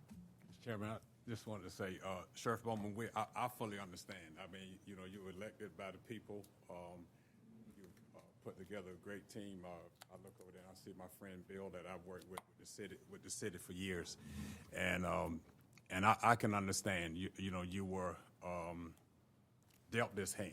I mean, you know, this you inherited this, and the things that you have seen since you've been there, and the things that you want to do to get it to another level. I fully understand that, but I also think that this is something that's going to take maybe a little more time, and that's just my thought. Now, because funding it is a major issue, and I think that maybe over time, and when I say over time, I don't know how long, but I appreciate that you having a heart, you know, to serve that office, and that you want everything that you've seen all your years in law enforcement, and the A-team that you assembled. You know, y'all know what's best to protect this county, and I have no doubt about that. I have no doubt of where your heart is. Like I said, Bill and I have been friends, and I know where his heart is. I've worked with him as a department head across the street for years. I fully understand that. But Bill and I have also been in rooms with the city. And, you know, I've wanted brand new stuff for my department. But we kind of had to deal with what we had until we can get it. I'm not saying that that's the case now. But I can understand the need, and I can also understand the want. But then we have to work to see how we can get that. And I think all of us together probably can. But, you know, that budget was put in place 7 months ago. You know, and that's kind of what we have now. And we can work to try to do whatever it is that we need. But, you know, if 17 is the number to make all of the stuff, all the slides that the chief put together, if 17 is that number, we may not can get there, but can we get part of the way there and get some of these things, you know, in compliance? I mean, We can try to work some of the numbers, but right now that 17 is what we actually need just to get in compliance. The response time that we are giving to people, even if sometimes we might not even make it. And I can give you an example. Last week, was it last week, Chief? 2 weeks ago, my family and I was coming back from Savannah. I had a DUI driver running past me at 100 miles an hour. I didn't have a radio to call. So I had to call the chief. The chief had to call the major. The major's on the radio and his cell phone with my cell phone, and we didn't get the driver stopped until we got inside of the Hinesville city limits. That's dangerous. At any point at that time, that driver could have rolled across the line and hit somebody head on. The deputies was tied up, and I couldn't get anybody. I think what we had on the road, 3 that night? 3 deputies on the road that night. They cover a county for 80,000 people plus. Just had a deputy the other night, over the past weekend, get into a fight on the road, and the only thing he had is a handheld radio. His radio came off, and luckily there was another deputy in the area that got there to help him. That could have been his life. So I'm not only looking out for the citizens, I'm also looking out for the lawsuits that the county could incur because we're not doing everything that we can. I'm not blaming anybody. It's not anybody's fault, but I'm just trying to say we need to address this, and it's immediate right now for me. I mean, we have to do it. I appreciate you bringing it to our attention, and we could work toward it. But even right now, I think as you were talking, somebody somewhere was doing 100 miles an hour. I mean, you ain't gonna be able to. I know we can't stop them all. You can't be everywhere all the time. I mean, you would have to almost put a deputy in the car with every crazy person to keep them straight. We can't do that. I mean, you're gonna miss something. I understand that. And I know you're trying to narrow that number down. Right. I mean, these numbers should have been taken care of years ago. This is not something new that I'm just reinventing the wheel. When the population started growing, we should have been expanding. But we have had the same amount of deputies since the late Don Martin was the sheriff on the road. I understand. And I don't blame y'all because y'all don't know. Y'all on this side of the room. So you can only go by what you're told and what you're shown. I'm going to tell you the truth. I'm not going to sugarcoat it for you, and I'm not going to make it feel like that we're enemies, because we're not. We're all here to work together. Right. And whatever y'all need from me and I can do for you, I'm going to be totally upfront with you. But my goal is we definitely have to get those guys into jail, because our jailers are getting stressed out. They're not getting enough time to go home and be with their families. So we probably going to start losing jailers just by quitting because they're stressed. And this pandemic has really put a lot of stress on everybody. And this has been going on for almost a year. So I would just hope and y'all consider the request that I have. And in the future, hopefully we won't have to come to this point, because I will be forward thinking, and I want to make sure you will have what I'm doing, when I want to get it done, and how we can get it done. But right now we're at that critical point, and I just need your help. Mr. Chairman. Yes, sir. Sir, are you completely staffed up now, or do you have vacancies out there? Are they still have- quitting, or what? I still have You vacancies said- pending if we're allowed to get those ones that we need. But And those that'll vacancies, sustain me so you're until saying the next budget. all your positions right now are filled? No. That's, All our positions not filled. no. I'm sorry. Is all of the positions that you currently have filled? I mean, you said you only had 3 on the road. Is that because you didn't have a position filled, or the guy called out, or? Great question. Want it? I'll take it. Go ahead. Only because I got briefed about 20 minutes ago. Okay.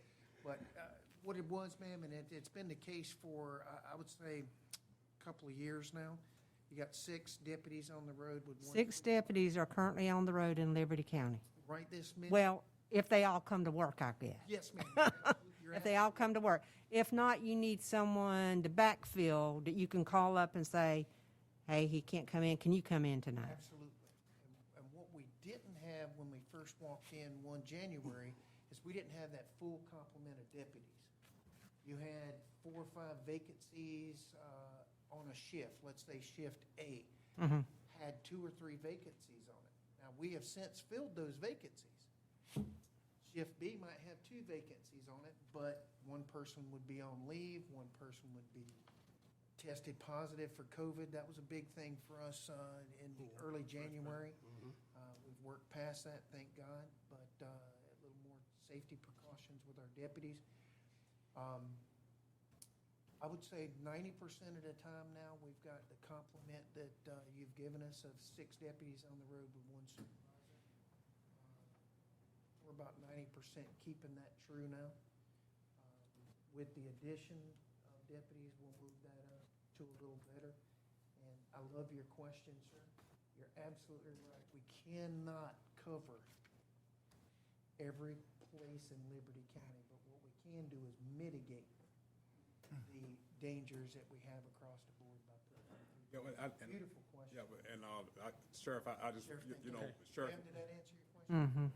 Sheriff, when you were giving the ratios, like, 1 jailer per so many inmates, and I guess you probably got some numbers for, road deputies per mile, or probably road deputies per citizenship, or what have you. So, and that ratio, as the brigade come in, as the casino opens up and whatever, and the population explodes. Right. That ratio, if you're trying to keep that, then that's gonna be a continuous more. Growth. More deputies, more jailers, more police cars, more everything. Right. Just to maintain that ratio. And that's the ratio that your sheriff office is trying to get to. And once you get there, you know, your goal is to keep that. Now, but as the population, But as we do that, now, once we get that certification, that opens us up for more grant writing. We already initiated some grants right now, so we can get, GOHS just gave us, well, we just put in a grant for GOHS. They're gonna provide us with 3 deputies, 3 cars, and pay their salaries for 5 years. right, so that if. So we are trying to lessen the burden on the taxpayers, but the more we work toward that accreditation and to get our numbers up, that will help us out tremendously, so. Right, so, and when you apply and you submit your reports and you got those ideal numbers, that helps you to get those, Yes, grants and stuff like right, and if you can remember, Liberty County right now, in the state of Georgia, we're ranked number 13 in the Georgia out of 159 counties for DUI fatalities. 13. That put us up there with Atlanta, Marietta, Cobb County, DeKalb County, Fulton County, Savannah. Those numbers are unacceptable. Unacceptable to me.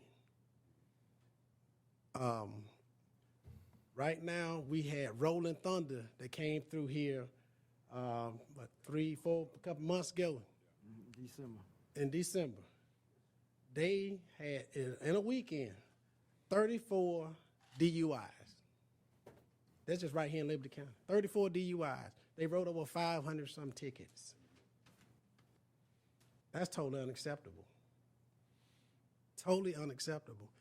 Every time you get in your car, right now the stats has went up. 1 out of 15 cars that you pass, they're either impaired with drugs or alcohol. 1 out of 15. And when it get past 6 o'clock, when it gets dark, it moves up another 10. So I'm trying to look out for everybody's family, and especially my own. 'Cause I got kids out there, and you got kids. Nobody wants to accept I'm sorry if their child get hurt, and that's what I'm trying to prevent. So I'm going to do my part. I know y'all going to do y'all part, and we're going to work together. We're going to get through this. And that's my main goal.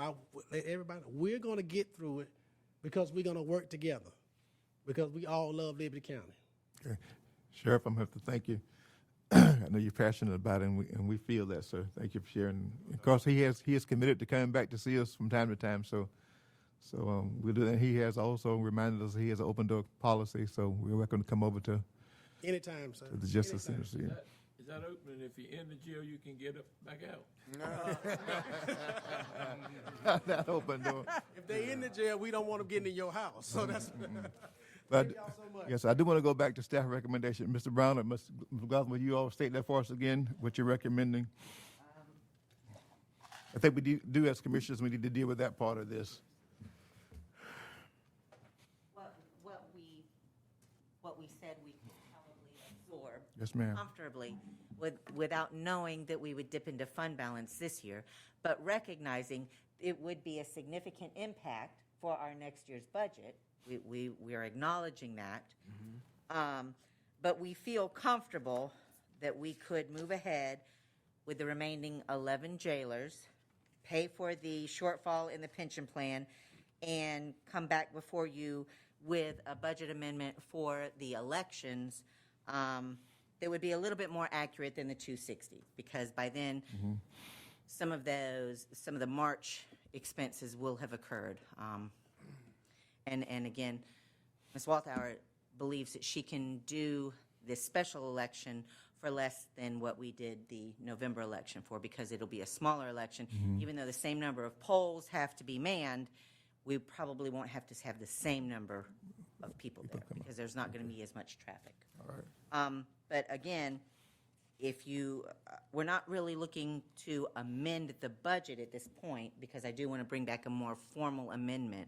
But with your approval, we will continue processing the remaining 11 jailers. Hopefully that will help with the overtime and the critical need in the jail. Pay the pension shortfall and continue to operate elections, even though they don't have any more money. All right. Commissioners, let's please give Mr. Brown and staff the ability to go ahead and process the pension plan and the personal obligations and the elections reimbursement, not reimbursement, election expenses. Right. And we'll work on tweaking that number and refine that number. Certainly with numbers, Rhonda Walthouse in a new role also. So Yeah, she's done an amazing job for what she's been faced with this year. Chair, entertain a motion to that effect, please. Yeah, I'll make that. Wait. I just I got one question. And Kim, everything that we voted on in this year's budget with this amendment, I mean, with whatever Recommendation. with whatever we're getting ready to vote on now, everything that that we said that going to be in the 2021 budget that ends on June is still going to be covered as well. That's correct. Everything. That's correct, and you'll probably have a little bit of savings because you actually, as I mentioned, we were not able to get those firefighters like we had budgeted, so there's going to be some savings there. There was also a couple of other areas where somebody was supposed to go full-time, elected not to go full-time yet, so there was some savings there. So there's a little bit of savings in other departmental expenses, but yes, everything that you originally budgeted, plus the additional 17 people, the 6 that they've already got, and the additional 11 jailers, will be covered with current year revenues. And if the sheriff, my dear friend, don't hire all 17 right now, it'd be Even less. it'd be. You will. Already got them lined up. Lined up. Line up. That's why we said we had to stop it. Just wishful thinking on my part. Yeah, it was. Way to build fund balance. So really, we're just looking to say, can we go ahead and process the jailers? And then we'll come back before you, probably sometime in March, mid-month, it might even be April, after we get another good look of the full quarter of revenues to give you a formal budget amendment. All right, thank you. Now, I know I had a motion, and the motion probably died because we had a little, Sharon, I make a motion that we approve the request okay. for, let me make sure I'm saying it right. Ms. Kim, will you help me out? To continue to process in The 11 the 11 jailers. jailers and the, And to go ahead and make the payment for the pension shortfall. and which will And come allow back. elections to continue to operate even though they're out of money. Thank you. Now, and what we're talking about here, Sheriff, is these are gonna be basically new employees.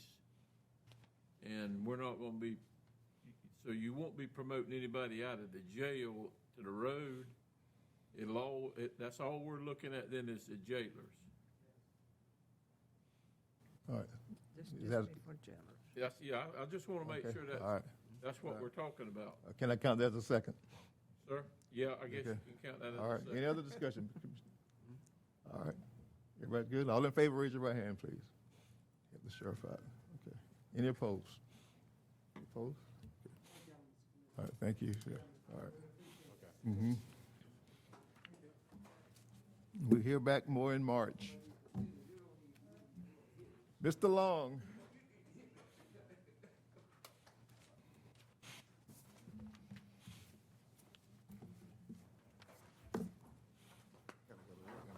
Good evening. I'll try to be brief with what I have tonight. Please.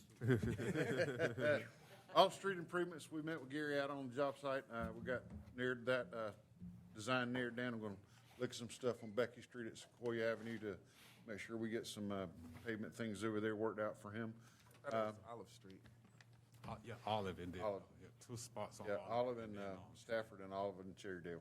Is that on my side of Olive? Close? No, sir. Okay, I'm just checking. I was just trying to pull the Commissioner Stevens.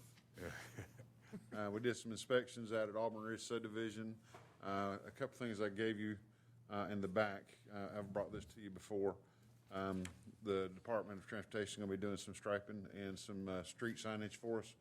It'll actually be in 2022, but I need to go ahead and get the memorandum of understanding signed from you guys.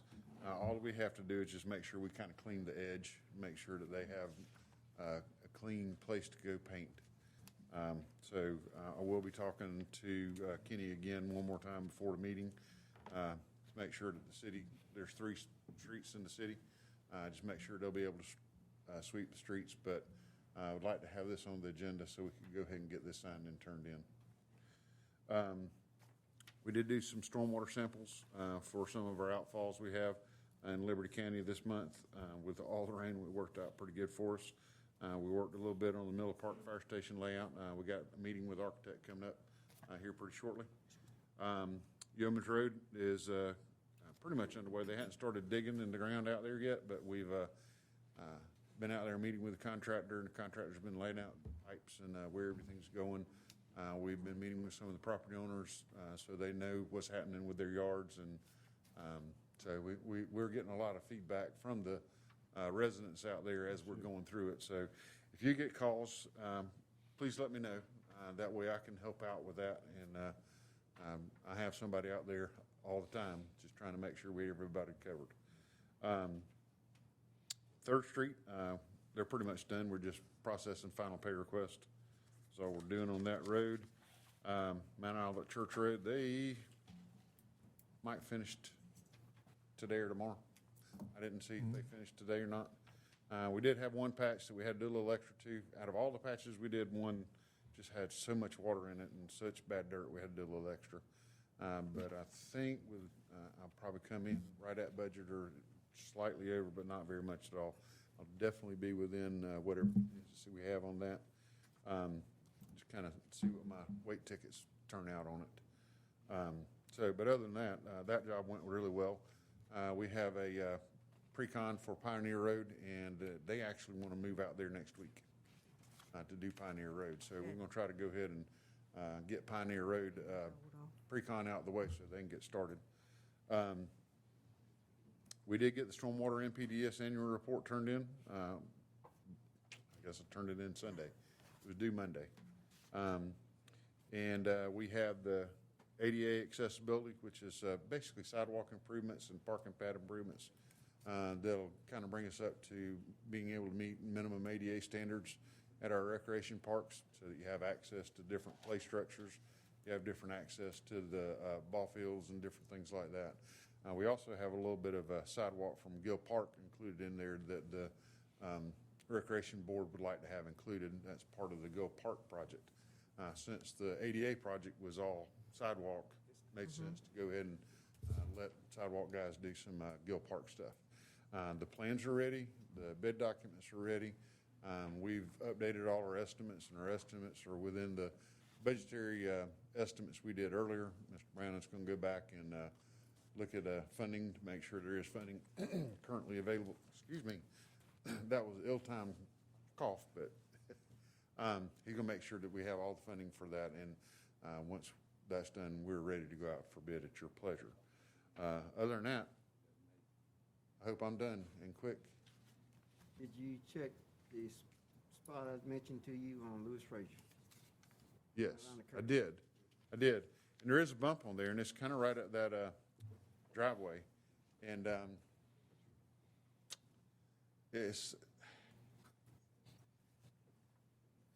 had not felt it until you had actually mentioned it to me, and I do feel it. It's not out of spec, and we've been kind of tossing around in our head something we may do to fix it or not fix it. But as you're coming from Riceboro to Hinesville on Lewis Fraser Road, you know, the big curve, and there's a couple of driveways in it. And as you're going along, it kind of feels like on the inside of the curve that you kind of come up at a driveway, like the asphalt has a little bump. It's very slight. But it's not out of spec, but we're going to go look and see if we can't do something to make sure that we have a good, smooth ride. We want to make sure everything looks good. And whatever we decide to do, of course, we'll have a budget together for you, and we will make a recommendation to you what to do. One other, I think at last meeting I mentioned to you about Bill Carter Road. Yes, sir. What was, Mr. Chairman, was to check to see what it's gonna take to resurface it, I think it was? Yes, sir. I think that's what it was. Is that what it was? Yes, sir. And I will have that, Keith is working on that for me. We've been doing all kinds of estimates this week. Right now, they're spending more money in patches. Every time it rains, they have to go back the next day and patch. Yes, sir. What we're trying to do is put together a full estimate on it, and kind of try to go out and measure some of our patches so we have a pretty decent estimate on that. That instead of me just kind of guessing, Will you want to consider widening that while we had it? The Bill Carter Road? that would be the best. Widen it and, Yes, sir. And Get relay to it. 24 feet wide, at least, and do that. Is it not on the list for that? The, Lewis Fraser was higher on the priority list than Bill Carter. But, you know, I'll be honest with you, that priority list probably needs to be revisited, or at least the top 20 or 30 roads to kind of see where we are on that. And we may want to refresh and bring that to you guys. Because we've done over, you know, the last 5 years, we've done a lot of work on Lewis Fraser Road. right. And the other portion that's left is not nearly as bad as the portion we fixed already. So we may want to swap some priorities around a little bit. Because actually, Bill Carter Road is like a clay-based road, and the new part of Lewis Fraser, what was did about 12, 14, I don't know how many years ago now, it's like a rock base, and I think it was like a 6-inch base, something like that. Yeah, it's 4 to 6 inches of stone and then an inch and a half of asphalt. And that's holding out real good. But Bill Carter Road is exponentially falling apart faster than the rest. Heavily used. It's a heavy travel road. Victor. All right. Okay. yeah, one other quick, Trent, on your report here, your locations for your stormwater, where were those at? Okay, we've got one that's right up here off of Old Hines Road, where one of the peak Alligator Creek comes through. We have a location in that area, and we have a location actually down on the Peacock Canal, very close to where the CSX Railroad Bridge is. The who? The CSX Railroad Bridge. That's a outfall pipe, is that what you're calling? And what we do is we sample like the Peacock Canal and Alligator Creek, making sure we don't have any pollutants in it that, because those areas are on the list, there's a list that the state puts out. Golly, it's TMDL list, and I'm struggling to tell you the numbers. I was just wondering where they're What we going do is in at to check it on, down by the railroad trestle. Yeah, we monitor it 3 times a year, quarterly. But where do you go to monitor it? I mean, you got, We just go right down there, and it's a grab sample. So we just drive down the railroad, go down to the creek, reach in, grab a sample. so the outfall pipes that's coming out from different places, that's not, I mean, the sediment that's coming from that ain't what we're checking. Well, we do, that is part of what we look at is turbidity in the water, but we're also looking for dissolved oxygen, other constituents in the water that make it healthy as it goes downstream.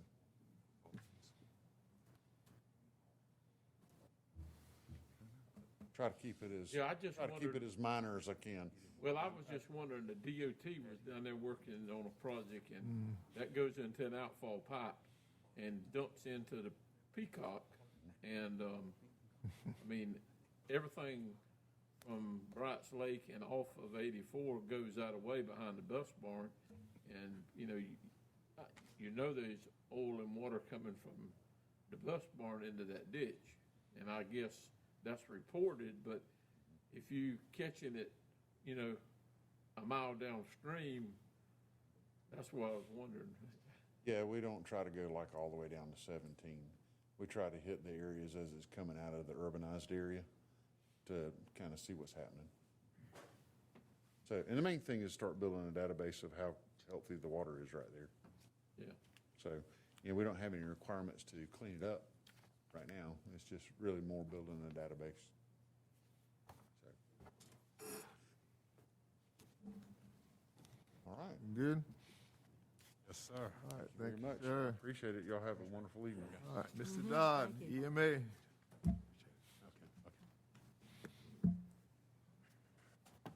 Mr. Chairman, Commissioners, Mr. Brown, Mr. Mosley, I just want to real quick introduce a new member to our team, Mr. Trip Duke. He's bringing some military experience. He just recently retired from the military after 30 years. And I'll let him give his bio. Can he serve as a jailer too?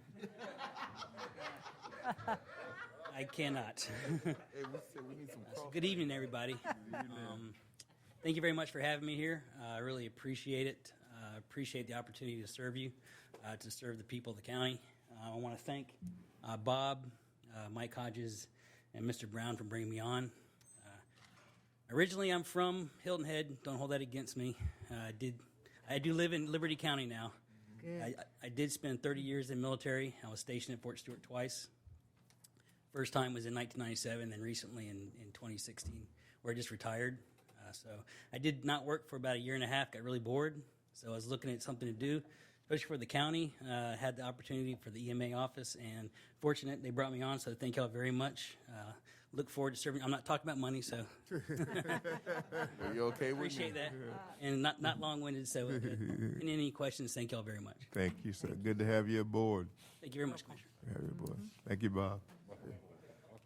Well, I like that presentation. Yes, good one. Representative Williams, come say hello to us. How about tell him to give us?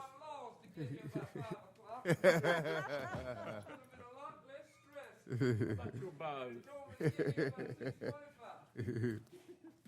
didn't get a ticket. But I have observed a couple of things. First, it's like speaking in a church on a long program and you're the last one up. Second, y'all like most counties in Georgia, you need money worse than old folks need soft shoes. Can't help you with but that's what I can. I just want to give you an update on where we are. Let me make something. I've heard all kinds of things said. I just think, I'm from another era. Okay, I got it. Cut the light out. I got your back if you need. All right. Right here. And I've heard a lot of things said. I just want some clarification of what we're talking about. First and foremost, like I told you when I first came to you, I don't gamble. I will never gamble. I'm not a gambler. But I do have a responsibility to the economic welfare of the constituents of the 168th House District. And I know you're all aware of this, the median income in Georgia is around $56,500 a year. The median income in Liberty County is $45,000 a year.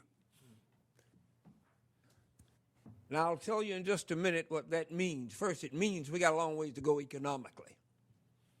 In spite of the fact that we all are doing so much better than we used to do, but there are a whole lot of people that are not doing very good. And that's a fact. Some things we don't like to talk about at the Sunday table, but that is exactly where we are economically. I've heard all kind of things said about bringing a resort destination to Liberty County or any place on the coast. Well, there's some good things, too. 3,000 to 5,000 jobs per resort, direct as well as indirect. about 2,000 peripheral and construction, 800 to 1,200 permanent. Construction jobs will be union wages. We're not talking about a manufactured, pre-manufactured place lean-to. We're talking about $300 million in investment in the building. There's never been a project like that in Liberty County, never. $300 million. And the jobs that it will handle will average $42,500 per plus full benefits. It will literally change the economic status of this county, and especially on the eastern end. What's the ripple effect? Technical college system. Somebody's got to train folk to work in casinos. We are committed to Georgia-grown agricultural products, local construction material purchases. These are things that we flat tell the developers you're going to have to do. Now, I heard some people talk about it would hurt small business. Now, if growing and giving you more customers go hurt you, then I don't know what kind of business you're in. The wrong business. It's the wrong business, obviously. If you're going to get hurt by somebody making more money. Now, one of the things that's very important, taxes, gaming, property, sales, hotel, motel, and employment taxes. Unlike, you serve on the Development Authority with me, Mr. Chairman, unlike every industry we recruit for Liberty County, everybody comes with their hat out. How much abatements are you going to give us? How much land are you going to give us? And it goes on and on and on. And we have to compete with communities and states all over. And who gives the most gets the prize. These folk not asking for abatements. They're not asking for tax breaks. They're not asking for no free land. They take care of their own. I wish the sheriff had stayed because I wanted to mention the most sophisticated security systems in the world are now in resort destinations. If you're a troublemaker, if you somebody that's undesired, you got about 1 or 2 trips and you are banned permanently. And there's no ifs, ands, and buts about it. I have a video that at some point I'll show you all. I'm going to show it before this weekend's over, but I'll bring it to the commission of all the places we visited in Georgia and people we talked to. And I had sheriffs from other states that mentioned how crime not only didn't get worse, it went down. Now, I know we might find that hard to believe, but the truth's in the pudding. I can give you the sheriff's names. It's like having a Kia plant, but without government-provided property and tax incentives. If we were talking about building widgets, folk would be falling all over themselves begging, please come, and how much can we give you to come? These folk come and bring a lot with them.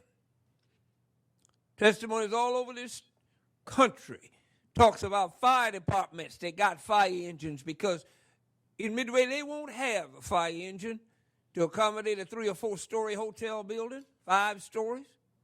But I'll tell you what, the developers will buy them a ladder, a fire truck ladder truck. Now, who else coming to town is going to do that? You'd have to buy it. If anybody came to Liberty County, you would have to buy it and upgrade the services. There's no way in the world, and it's not an overnight thing, and it is not something you have to do. The reason I'm fighting so hard for it is because close to 65% of Georgians say, let us vote. And you can't talk about home rule and decide because of some personal reason you don't want people to vote for something. You must be afraid they'll like it. Here's the process. First, when it is passed at the General Assembly, it has to go on the ballot. For November of 2022, we vote on a constitutional amendment. If it passed that test, legislation be signed in April of 23, somewhere around that time, legislation signed. But then in the summer and fall of 2023, guess what? places they chose to come, you'll have to vote again. Liberty County will have to say, we want this or we don't want it. If we don't want it and the citizens vote it down, they'll find someplace else because it's not coming until it's approved locally. And guess what happens, too, that's not on this board? When they get to talk, guess who's going to have to talk to them about zoning and everything else? Liberty County. The state's not going to do that. And part of what I've put on the board that's not on this board is there was about $250,000 for addiction and problems included originally. I am asking to amend the bill to put $5 million in statewide for addiction. $250,000 is not enough. You know there are going to be some problems. That's going to happen. So you anticipate it. Let me tell you, if you look at a casino and you think you know casinos because you went into one that was built 10, 15 years ago, you don't have a dream. There is no comparison to today's resort destinations and yesterday's casinos. They are comprehensive. Only about 35% of their revenue will come from gaming. Who would ever dream that if we're fortunate enough and if the citizens decide this is what they want, that here in Liberty County, you can go, according to what your tastes are, see Beyonce one night and see Garth Brooks the next. You can't even see them in Savannah now. All I hear from people, and every one of you have heard this, there ain't nothing to do in Liberty County. Let's give them something to do. You've seen the rendering of the construction. It's almost unbelievable. Let me say this, and I'm finished. Y'all know I've told you this before. I don't mean nothing. I'm a Baptist deacon. That's just one close. But let me say this, and I'm going to try to be finished. I'm going to try. You remember this, that I don't know anything good that's ever happened that there hadn't been people opposed to it. And that's their right. That's the beauty of democracy. None of you are old enough, but find some old timers that were here, and people opposed Fort Stewart coming. They opposed it. It came. And it's the economic engine of this county now. Another thing, I had friends, and I've told this story all over the state doing hearings. Had a friend of mine who was a preacher of a very prominent church. He worked hard against the lottery. And boy, when the lottery passed, about 5 years later, I ran into him at a convention. I said, Reverend, I need to talk to you. What is it, Deacon? I said, don't tell anybody, but the GBI is wanting to talk to you. I haven't done anything. I said, you've educated 2 daughters through the Hope Scholarship, and we want our money back. You can't find anybody against Hope in Georgia anymore. You really can't. And I'm not going to start gambling. And those who don't, it's like liquor. If you don't drink, don't go in the liquor store. But if you really hate liquor, don't take any of the benefits that the taxes come that you do use. Don't use anything. If we don't do it, somebody will. And guess where the tax revenue in Liberty County is going to go? It's going to go either to Savannah, Camden County, Brunswick, wherever it's done, because it's going to be done. And I heard you talking, you should realize, and I don't want this to be exaggeration, Joey, so you might want to check me on this. I don't know how many rooms are throughout this county, but you did about $80,000, according to Kim, who's an expert, in hotel motel taxes for Liberty County. I don't want to exaggerate, but that's probably about 6 or 7 weeks worth of revenue from 2 hotels on the grounds of a resort destination. That's the change. And guess what happens? And let me tell you something. I'll hear this again, but I have been all over this country. I've been to 4 states and 12 resort destinations to look at them. over the last 2.5 years. Last 2.5 years. I wanted to find out, not from an official capacity, but just as somebody walking through what was really going on. So I didn't walk with management. Oh, they all wanted to show me around. I walked by myself. And I'd walk up to vote. Call a couple of names of businesses, and there's no reflection. I asked one young lady, I said, where do you work? How long have you been here? She says, I've been here 3 years. I said, where did you work previously? She was a waitress in a hotel, in a restaurant. She said, I worked for Waffle House. I said, how much did you make when you were at Waffle House? She said, I'd make $23,000 a good year. I said, how much did you make last year? She said, I made $48,000. She said, I've got a child in college that I'm able to pay for. I'm in the process of buying a home, and I've got a new car. She said, I didn't even think that was possible just 5 years ago. Her life was changed. She doesn't spend any money where she works. I don't go to a casino to gamble. I'm not their favorite. They don't comp me. And there ain't no free rides or rooms for me. Because all I go for is the food. Me and Livy enjoys the food. The food, the entertainment, and the people watching. Best people watching any place except Times Square. Stand around and look at the people. And by the way, speaking of Libby, she's reheated my dinner twice. I just thought I'd drop that for you. We're talking about possible sum of 27 casino.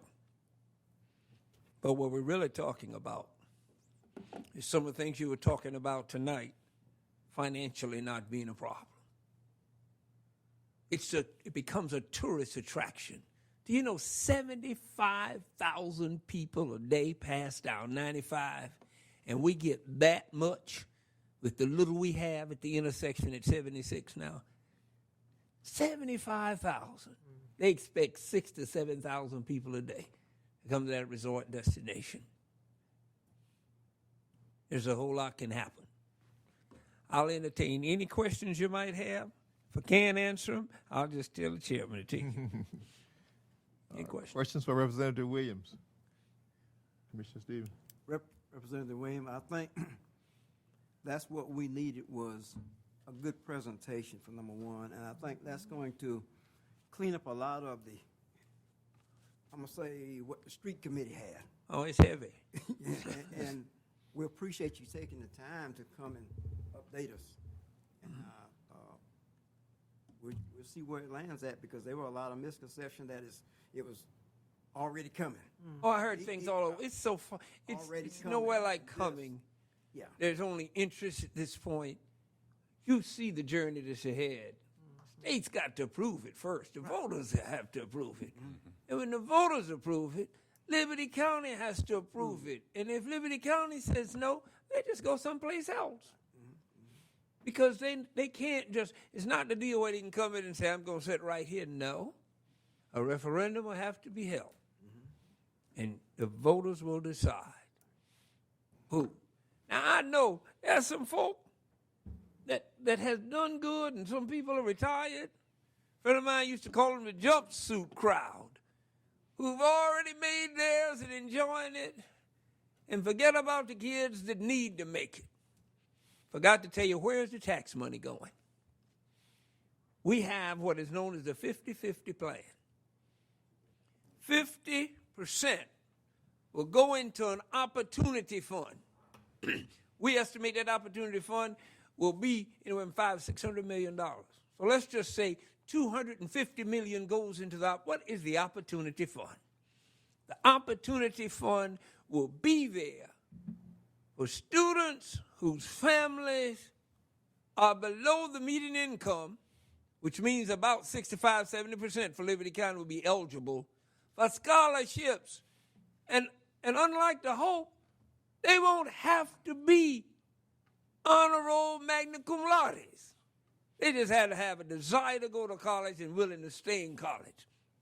Never forget what the legendary philosopher Charles Jones told me one time. He said, I said, Charlie, there are a whole lot of lawyers in Liberty County. He said, there are good lawyers who make a living anywhere. He said, but let me tell you this. When I was in law school, you know what we said? I said, what'd you say? A students became professors of the law. B students became judges and prosecutors. And C students made all the money.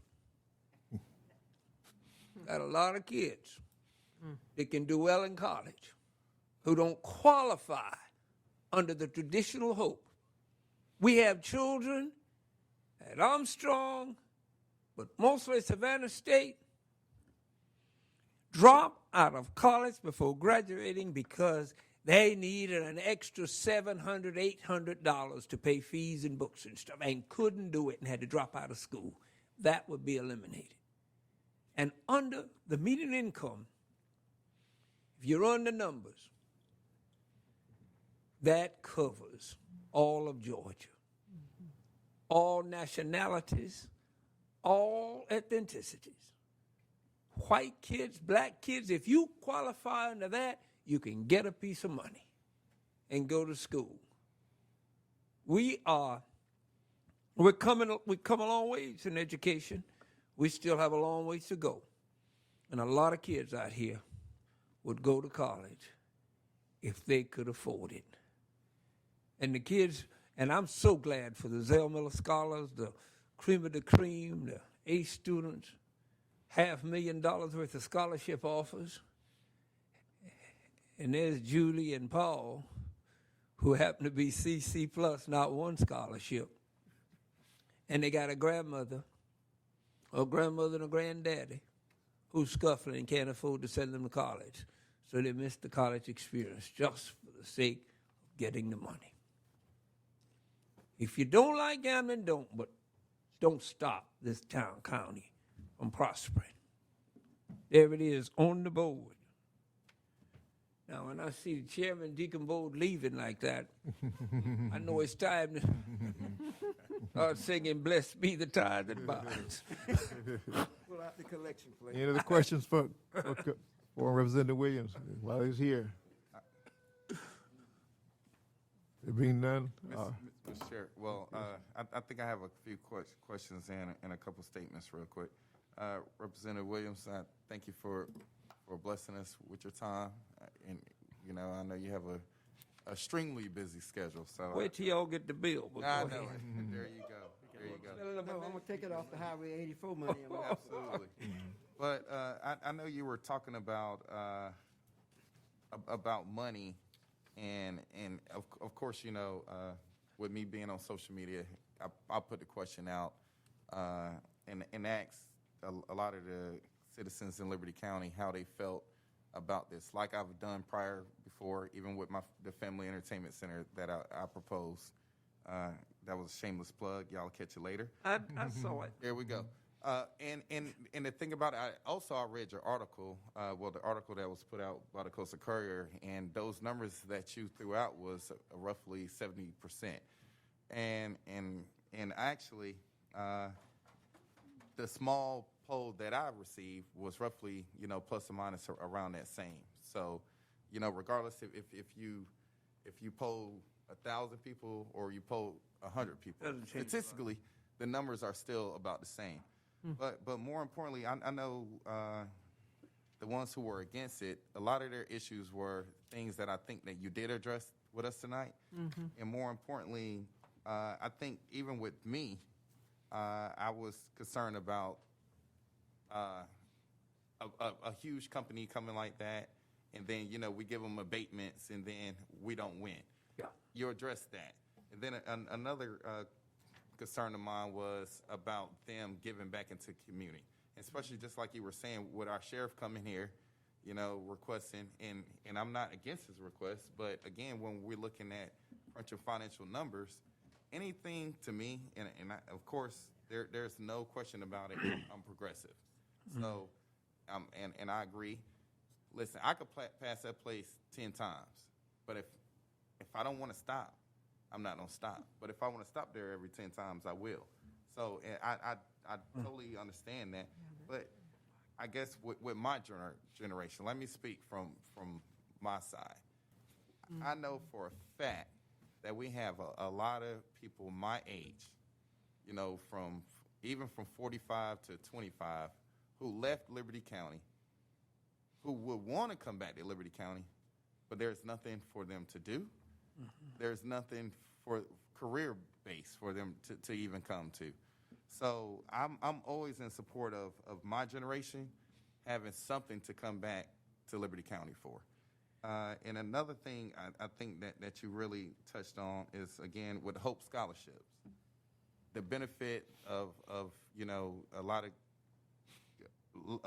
of our youth being able to have the opportunity to come back, or being able to have the opportunity to go to college. Because, of course, you know, if you look at the price of college now, everything is increasing. So anything that we could do, and the economic impact of one of these resorts, entertainment resorts, whenever you build anything, you know, how economics work and how business works, even if we get one of these, other private companies will start looking. So even, you know, we could get the casino, maybe possibly my family entertainment center I've been shooting for 8 years will come. You understand? Just like you were saying about a hotel, motel, technically on the other side of that, that's not Midway. That's us. That's Liberty County. So we're talking about right now, how many beds do we have that's under us? What, 150 maybe? 200? I guess if you include in. I think you said $80,000 for the year. Right. As revenue. See, that's we a monthly have figure. a real opportunity to increase that phenomenally. So Let me say this, and I don't want to interrupt you, but sometimes I say things I'm a little crass in it, but there's really a rhyme, reason for the rhyme. When I say if you don't drink liquor, don't go to a liquor store, it's not that simple. Yeah. This building will be the type building that enhances the look of the community. It'll be beautiful. And I hate to tell you this because I'm moving it to another ownership, but you can almost forget your family entertainment center because they're going to have a fabulous one. You have it's a family-oriented place. There'll be inside golf. There's a name for that golf you play now. Top Golf. But hey, Top Golf. Yeah, It'll be there. Right. You'll have the convention center. You'll have meeting rooms. You'll have the kind of facilities that a county the size of Liberty could only dream about. And I still say the cultural aspect, the entertainment that you have to drive you have to drive to Atlanta to get that kind of entertainment now. Because these entertainments don't come free. And the top names are there. Now, the only place I didn't go, because I've been there a lot in the past, and that's Vegas. I didn't even go to Vegas, because that's in a league all by itself. But I'm telling you, the new styles are completely different, because when you say casino, folks start thinking about slot machines and tables, a whole bunch of gambling. You are talking about entertainment, first-rate shops. Right. Whoever dream you might be able to go buy a Gucci in Liberty County. I can't afford it, but I got some folk I know might give me one. But top quality stuff with strong security.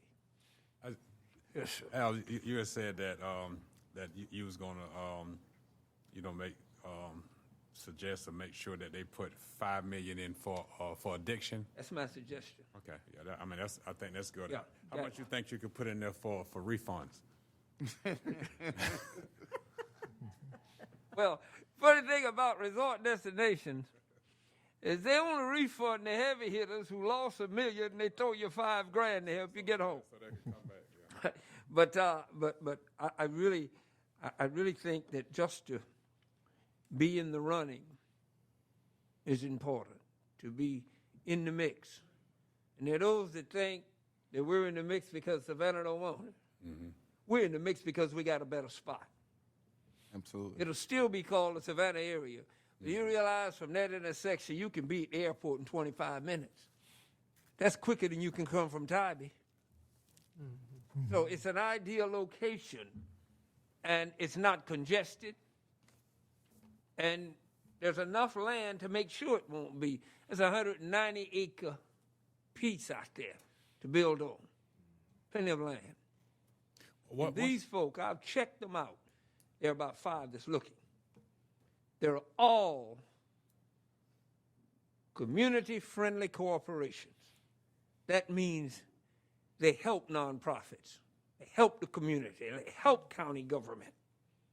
I've seen it. And I've heard these horror stories, and I'm still looking for the horror stories. The horror stories of the old casinos. And one of the horror stories was imploded yesterday when it was blown up in Atlantic Beach.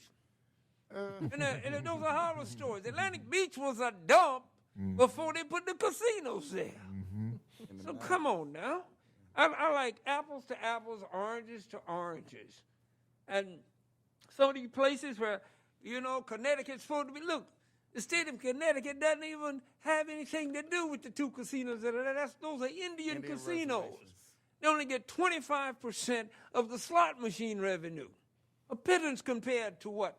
This state, which will have a gaming commission.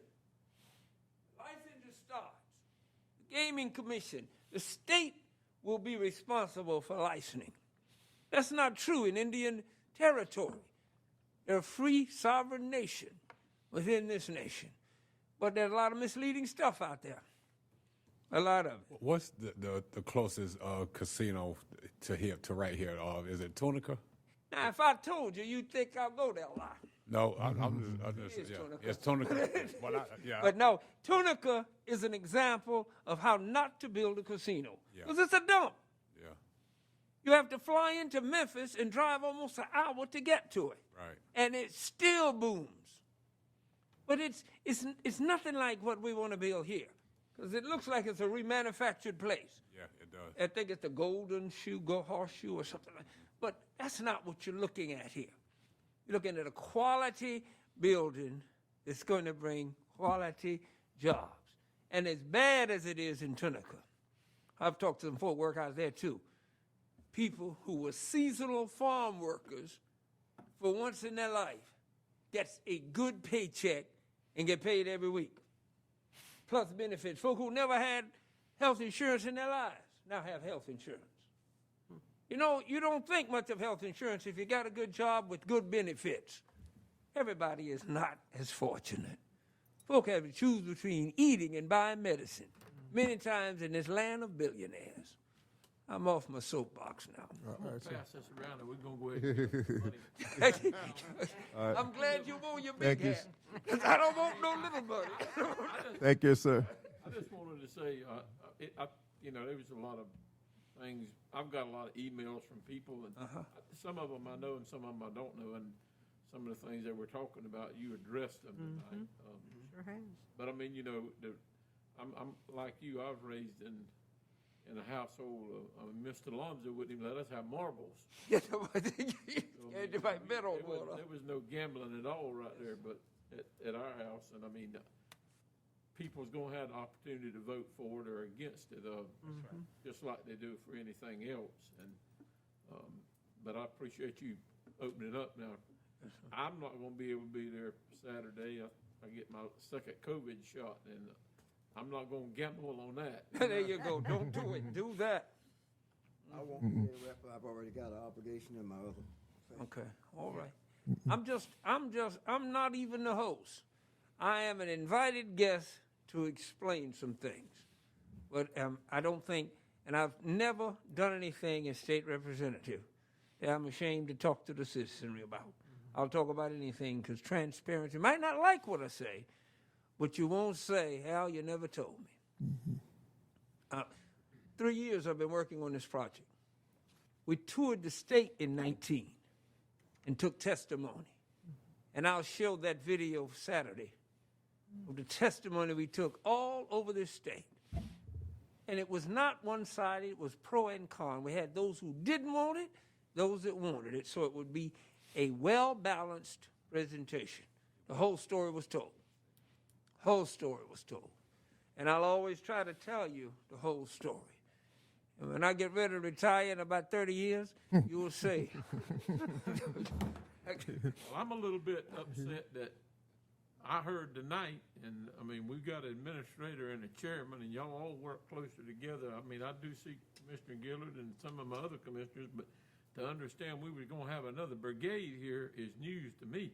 It sure is. I mean, I didn't know anything, I want you to know that don't feel rained on. I'm on the state committee for Bracken. That's the first I heard it. that's the first I've heard it, but we. That's the first I've heard it. And I'm on that committee to make sure we keep what we've got and enhance it at times. But I thought I was the only one that didn't know it. I said, Oh, boy, no, I'm out of you're town not. too much because I've never heard that. We haven't heard it. We have not. That was completely, Those rumors every now and then they'll surface. always. But that know. caught me off guard. I was, wow, surface, is that right? I mean, I didn't know anything about No, I it. ain't no singing a word. Yes, sir. Let us appreciate you for coming, sir. Thank you. And I remind the commission and to the audience out there, I will remind, I guess, some of them and some others that we have taken a responsibility, a commitment to helping to develop the interchange at I-95 at Midway. That's, we feel as a county we have not done our due diligence for that interchange. And I'm not saying this is the answer, but it may be. So let's take our time to educate ourselves. Let's take our time to keep open minds and explore every opportunity. And Representative Williams has opened himself up to us for feedback, so we appreciate that. And just as he has laid out before us very, very well, that nothing happens until we say yes. So this community had not said yes. Has not said yes. Has not said yes. Yes, sir. But hey, like a preacher preached to me one time, he had the sermon, just one more yes. Mm-hmm. Thank you, sir. Thank you, sir. Mrs. Ekman. Mr. All Chair. right. Excuse me, Mr. Chair. Excuse. Yes, sir. Paul thought he was gonna be here about We excuse Commissioner Frazier. You might catch the Huddle House. 5 jailers and bought a daggum casino system. Decided I didn't want to go to jail or gamble, either one of them. But I do want to go home and eat that chicken pot pie. Where you going? I'm here to ask y'all to release a bond on a piece of property. You can see the 3 lots up there that are outlined in red. There's a developer that came into Habersham Plantation, and one company bought all the lots out of there, and this guy came in and bought, or this company came in and bought just 3 lots. And they've got those built out now, and they had a bond of $13,148.64, and they chose to pay that in cash in the form of a check. And Ms. McLaughlin has that set aside in a non-interest-bearing account. I verified that with her. And as you can see in your little handout that I gave you, they have completed lots 50, 70, and 71. They planted the trees that are required, and they have done the sidewalks as required. And then they're installed and everything's done. And I'm just asking y'all to release that bond so he can get his $13,000 back. All right. You need a motion? The other part is the rest of those lots have a bond in place, a letter in place to cover all of that stuff. So you're not releasing any of those lots, just those 3. All right, just those 3. And he doesn't own any more in there. Okay. All right. Chair and Taylor, but listen, what district? I always get confused. I'm in this area. This is District 4, or is it? Commissioner Jones is this. All right. Commissioner Jones, what we generally do is yield to the commission from that district to offer the motion. It doesn't have to be that way, but if the commissioner's here, we yield to you, sir. This is your area that you would offer the motion to approve the request is.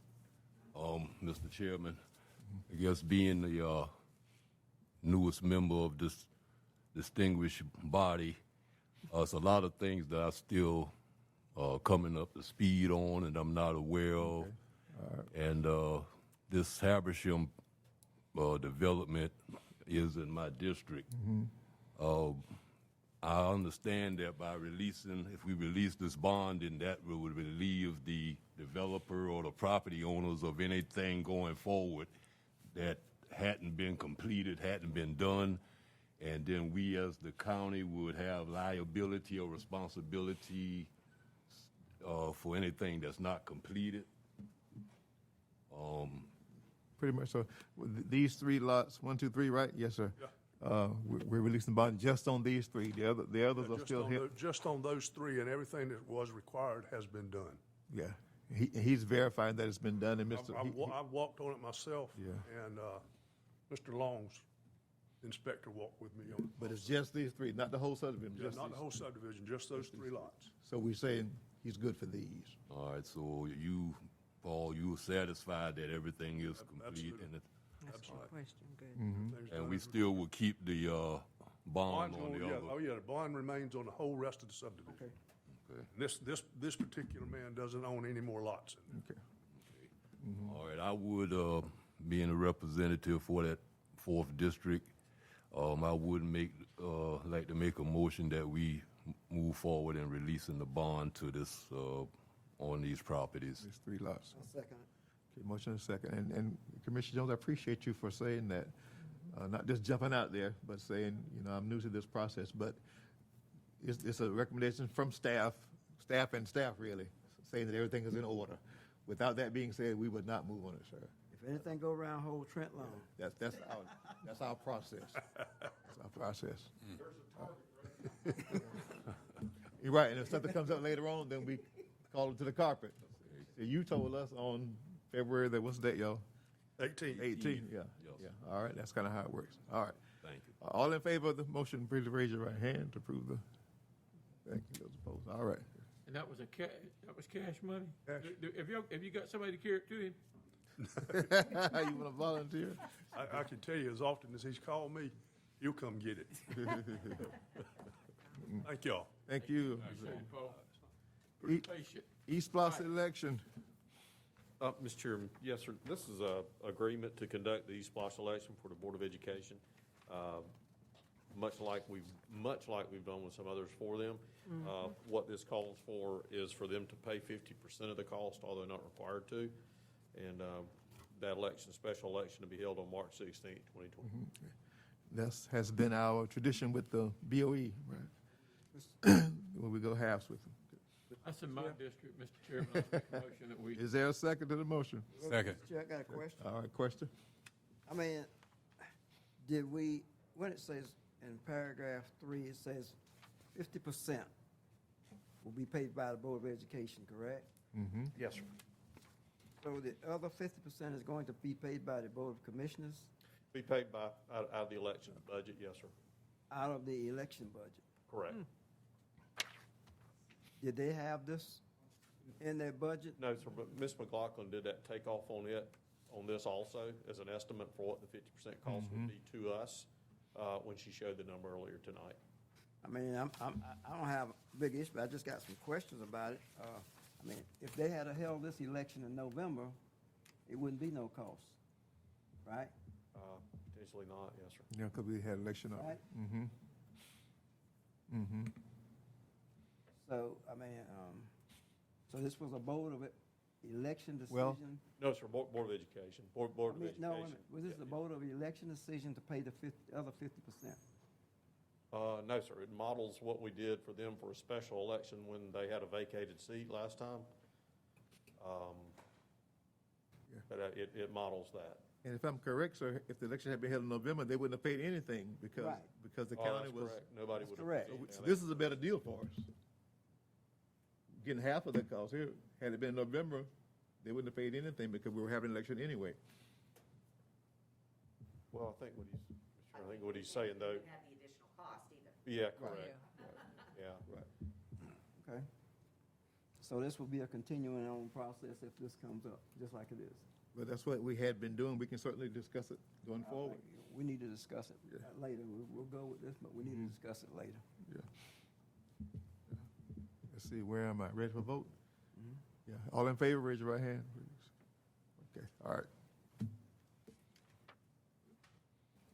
Mr. Chairman, also on to piggyback what Commissioner Stevens said, I read this and I wanted to say also that we gonna know when elections are held typically, unless we do have the case where it is a special election. And I know the cost of the machinery and stuff and the manpower is increased, and I think we may need to go to more than 50% on some of us holding them other elections like that. So, you know, we need to probably bring that up when it gets to be budget time. I'm sure Kim's got some numbers for the past 10 years or 8 years about what we've got, so we'll try to,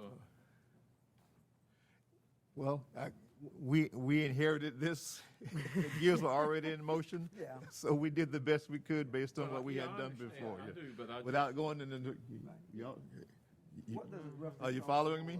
a single election like this? I'm going to turn to the lady that just did the computation yesterday.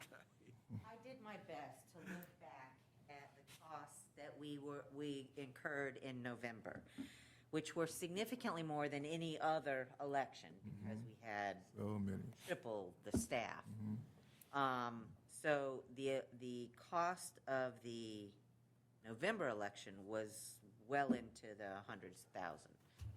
We hope, and what I said is I kind of looked at it and said, well, I just kind of looked at what was posted in salaries and a couple other supplies in that October, November timeframe, knowing that October was a lot of training, and hopefully we won't have any training again because they're already trained. We're just going to bring them in for the 3 weeks of early voting and then the actual election day. So we estimated on the high side, probably around 75,000 possibly. And so we have, it could be 80, it could be 60. I'm not sure. Matter of fact, I think as of today, they were still trying to consider the contract for the person who helps do the LNA and all that kind of stuff. So, you know, at one time, I don't know, they were looking at something that was 20,000 and then it turned out to be a little less. And now I think they're trying to settle on maybe a $6,000 contract for that one person for just that period of time. But like I said, you're still going to have those poll workers, and there's still the ballots and mailings and everything like that.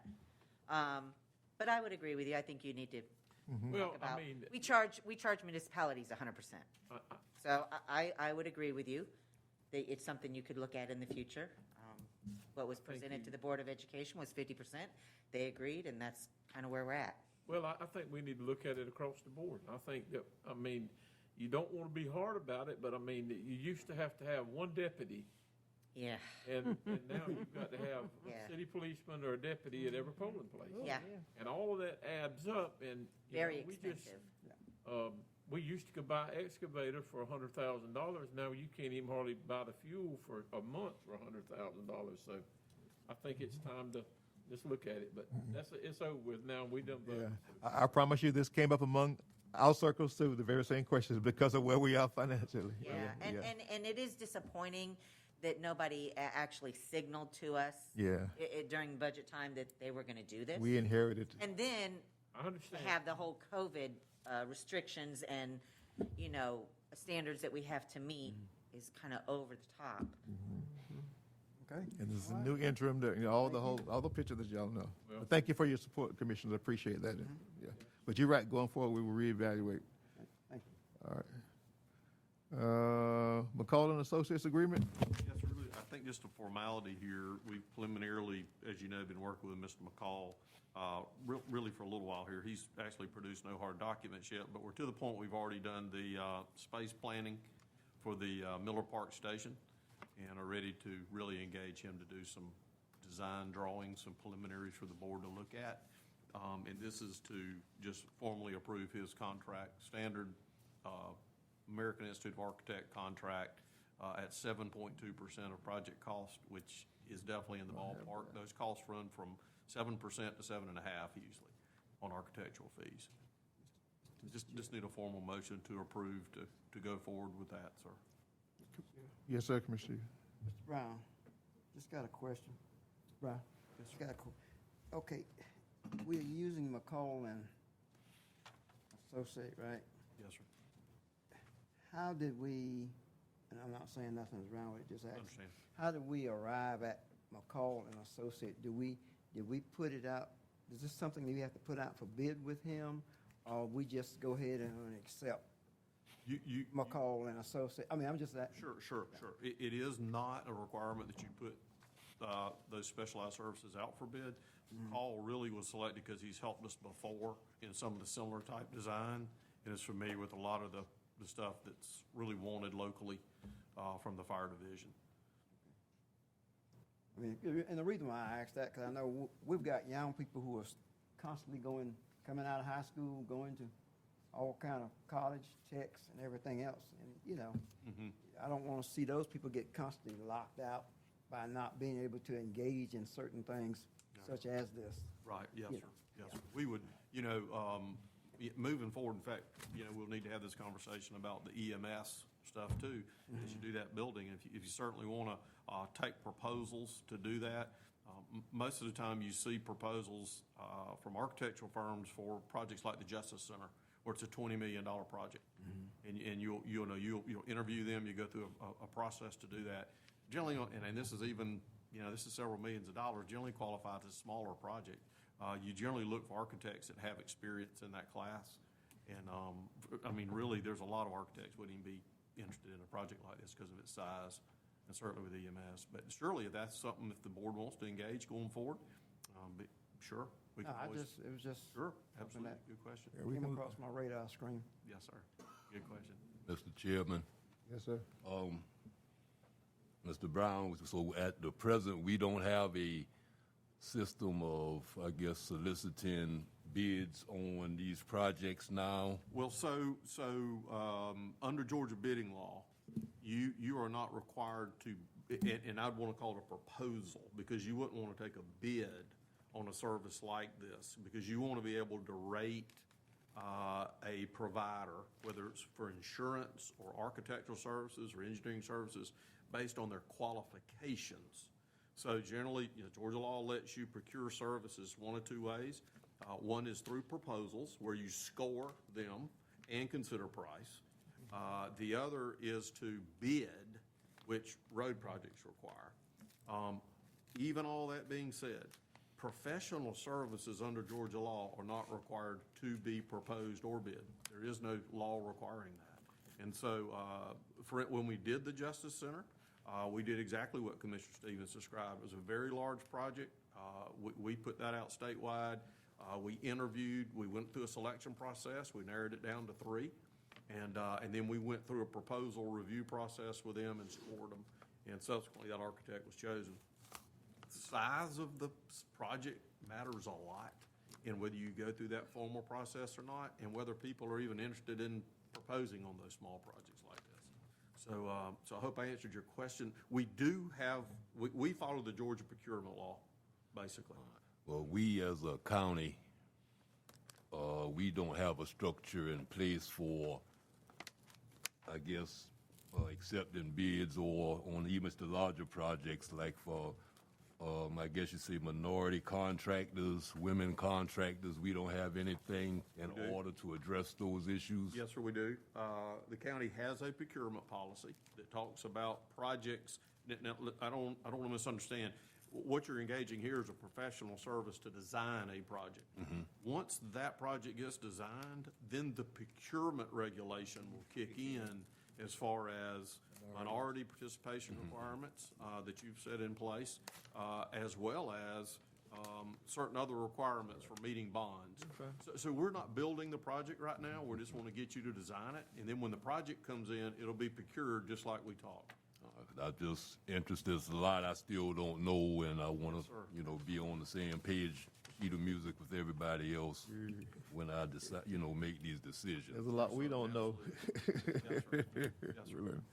And we have a lady that, I guess she still works at the, Lisa? Delisa. Yeah. Lisa. Cliff. Cliff. I sort of say it's spotted. That was her married name. she's She a- actually serves as our minority compliance officer. And so she's She's involved. the gatekeeper on that. Ensure She's that. involved with every project we bid out and every project that's proposed, and she gets her review to determine whether they've met our county requirements or not for MWBE. Now, in all transparency, sir, we've been working with McCall Associates for a long time, and they are familiar to us. So that's why, kind of like what you're saying, a lot of times we just call on the people who we have a good working relationship with for that part of it. But Joy is right. once it goes out for bid and the project's done, then it falls under the Georgia rules so that everything's in place. But we've been working with McCall, oh gosh. Various projects here or there, Yeah. really, when you think. According to his expertise too, that kind of thing. Couple of fire stations, yeah, they specialize in Yeah. different stuff, smaller Right. projects, and, Right. you know, yeah. Doesn't mean we can't look at somebody else. No, absolutely. But that's why we use McCall, because of a history with them. Yeah. And usually on Friday, Commissioner Jones, Commissioner Gillard and I, we ride around in Commissioner Stevens' district. And, I mean, you can ride with us and we can, That means that they don't have anything to do in their district. Nothing. and we give you all the updates. Look forward to it. Marion gets on to us every time. I'm glad somebody else had bought a GMC truck, looks like mine. I got your tag number. Administrative reports. We didn't vote on that, sir. We didn't vote. Oh, okay, I'm sorry. Contracts on. Sorry. I'm sorry. Did I even ask for a motion? We're I'll explaining. make that motion Okay. that we All right, go with McCall and Associate on the design for the Miller Parks Fire Station. All right, is there a second to that motion? Second. Motion is second that we in agreement with McCall and Associates for the design of Miller Park. And duly noted all your comments that were made for as far as moving forward. All right. Any further discussion? All in favor, raise your right hand, please. Those opposed? All right. Thank you, Mr. Brown. Good catch. Okay. Well, we Got 5 minutes. No, 2 minutes. Take that long, you'll be. Update on the Head Start Center, that construction obviously is moving forward. They now have the footer steel on site, so they'll get ready to start do the footers and do the layout. So again, a year build on that project, but it should be finished before year end. They're really hopping on it. Other side of that is, we did, a few of us go to look at the EMS station, as we told you we would in Tatnall, very small version here, one base station, designed by a firm, in fact, out of Macon, Georgia. You mentioned other people that specialize in stuff. It's a basic one base station, with sleeping quarters and little kitchenette area off of there, and 2 bedrooms. So, you know, I guess I just need some direction as to whether you want to continue to try to pursue that right now, with some kind of engagement for a small design. Yeah. Yes, sir. Listen, because those people out, they're out of house and home. Really don't. I had another, They're out of house and incident home. today Yeah. there, so. Really? Yeah. Yes, sir. Out of house and home. If it's okay, what I'll do, again, I'm SP Design Group out of Macon is the one that has done a lot of these, again, in that specialized area of kind of EMS stuff. And what I may do is just see if they can, if they'd like to give us a contract to consider for design for an EMS station. And I will backtrack too, from the Development Authority, they were looking at the parcels with their engineer as to what might work at that site we talked about. So I'll backtrack with them also. Just other quicker things, we did take RFPs, received them yesterday, I believe, on the street sweeper. We'll be bringing those to y'all at your next meeting. We do have another ambulance that's out on the street for proposal. That's bought out of Splosh. And we have gone ahead, based on your approval of the Miller Park redo and plan, and ordered some new playground equipment down there that was in bad shape. So that's, all that's, I think the RFP for the playground is already out September, there. you said you have it in place by, Yes, sir, and so fire station planning, we'll move forward now. Public Works expansion, I've got a meeting this week with Clinton to talk about space planning there, to try to come to what we need on that. Wellborough Street drainage improvements, we were on a call, pre-construction call the other day, so that project's off and running. I think we feel good about that, and the turnaround's pretty quick on that, weather provided. We did get the CDBG MIT grant in. Joe and I pushed a button in here one night, thanks to him. We pushed a button here the other night, and it kicked it back, and we all took a deep breath, but it went through. So that's for the new tower for the east end of the county. We won't know anything on that till later in the year, and then we'd have some other steps we'd have to take. So it's not far from a done deal. The public information open house, hopefully the last one connected to the connector project, is scheduled for March the 4th. That is a website. I wanted to go up on Facebook, Clint, and we'll get together on putting some stuff on our Facebook site related to that. But that is everything about the conference, everything about the open house. There are 2 sessions, one at 4 o'clock, one at 5 o'clock, and more if needed. But we've had to limit people because of COVID there that can come in at one time. That tells them everything about the project, even to the environmental reports and everything. So we'll be sure and push that out. And then, one more thing is I did get, even since I did this update, I did get something from ACCG this week pertaining to release of the census information and certification. That is now not expected to be delivered to the state of Georgia until September 30th of this year, which means that we won't be able to see anything with district information or new population estimates until September. So that's, you know, not a year later, but certainly 9 months later than originally was supposed to be out there by law, but that's what COVID did to it. And then the last thing, Mr. Chairman, I know that we had set the commission planning dates the second time around kind of for the 4th and the 8th, and I know that we received kind of a note, Mr. Jones, I think you indicated there might be a problem there with a calendar, so we wanted to double check, kind of get those locked down. I was looking,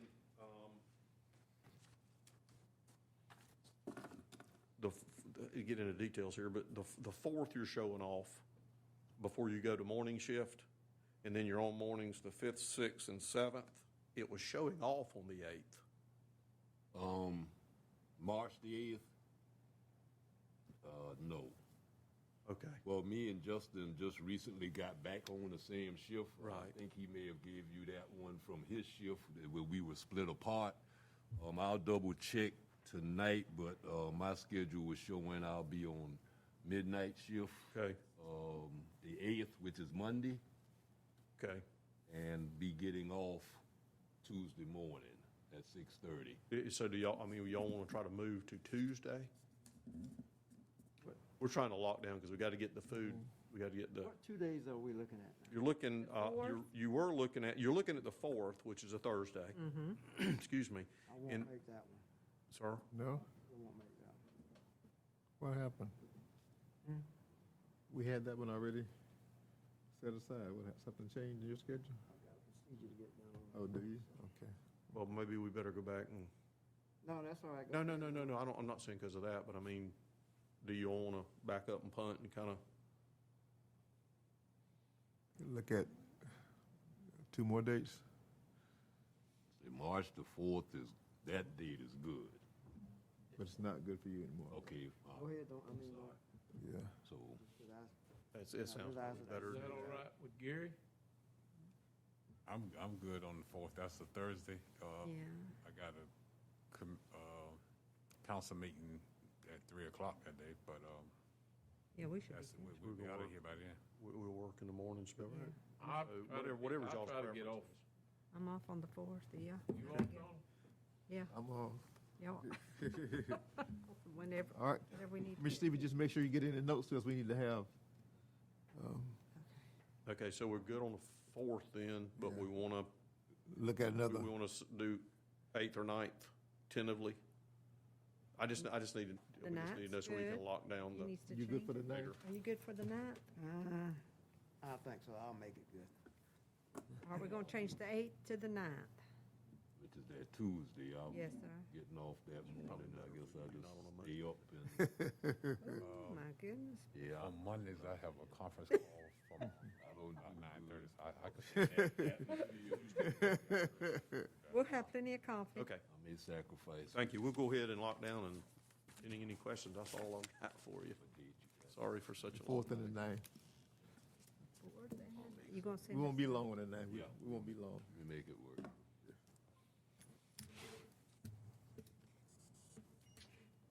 We'll be working on a budget calendar for you. Anything else for the good of the order? That's it, Mr. No, Chairman. sir, I can't think of anything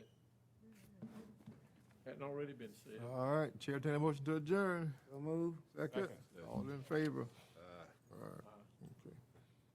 Thank you.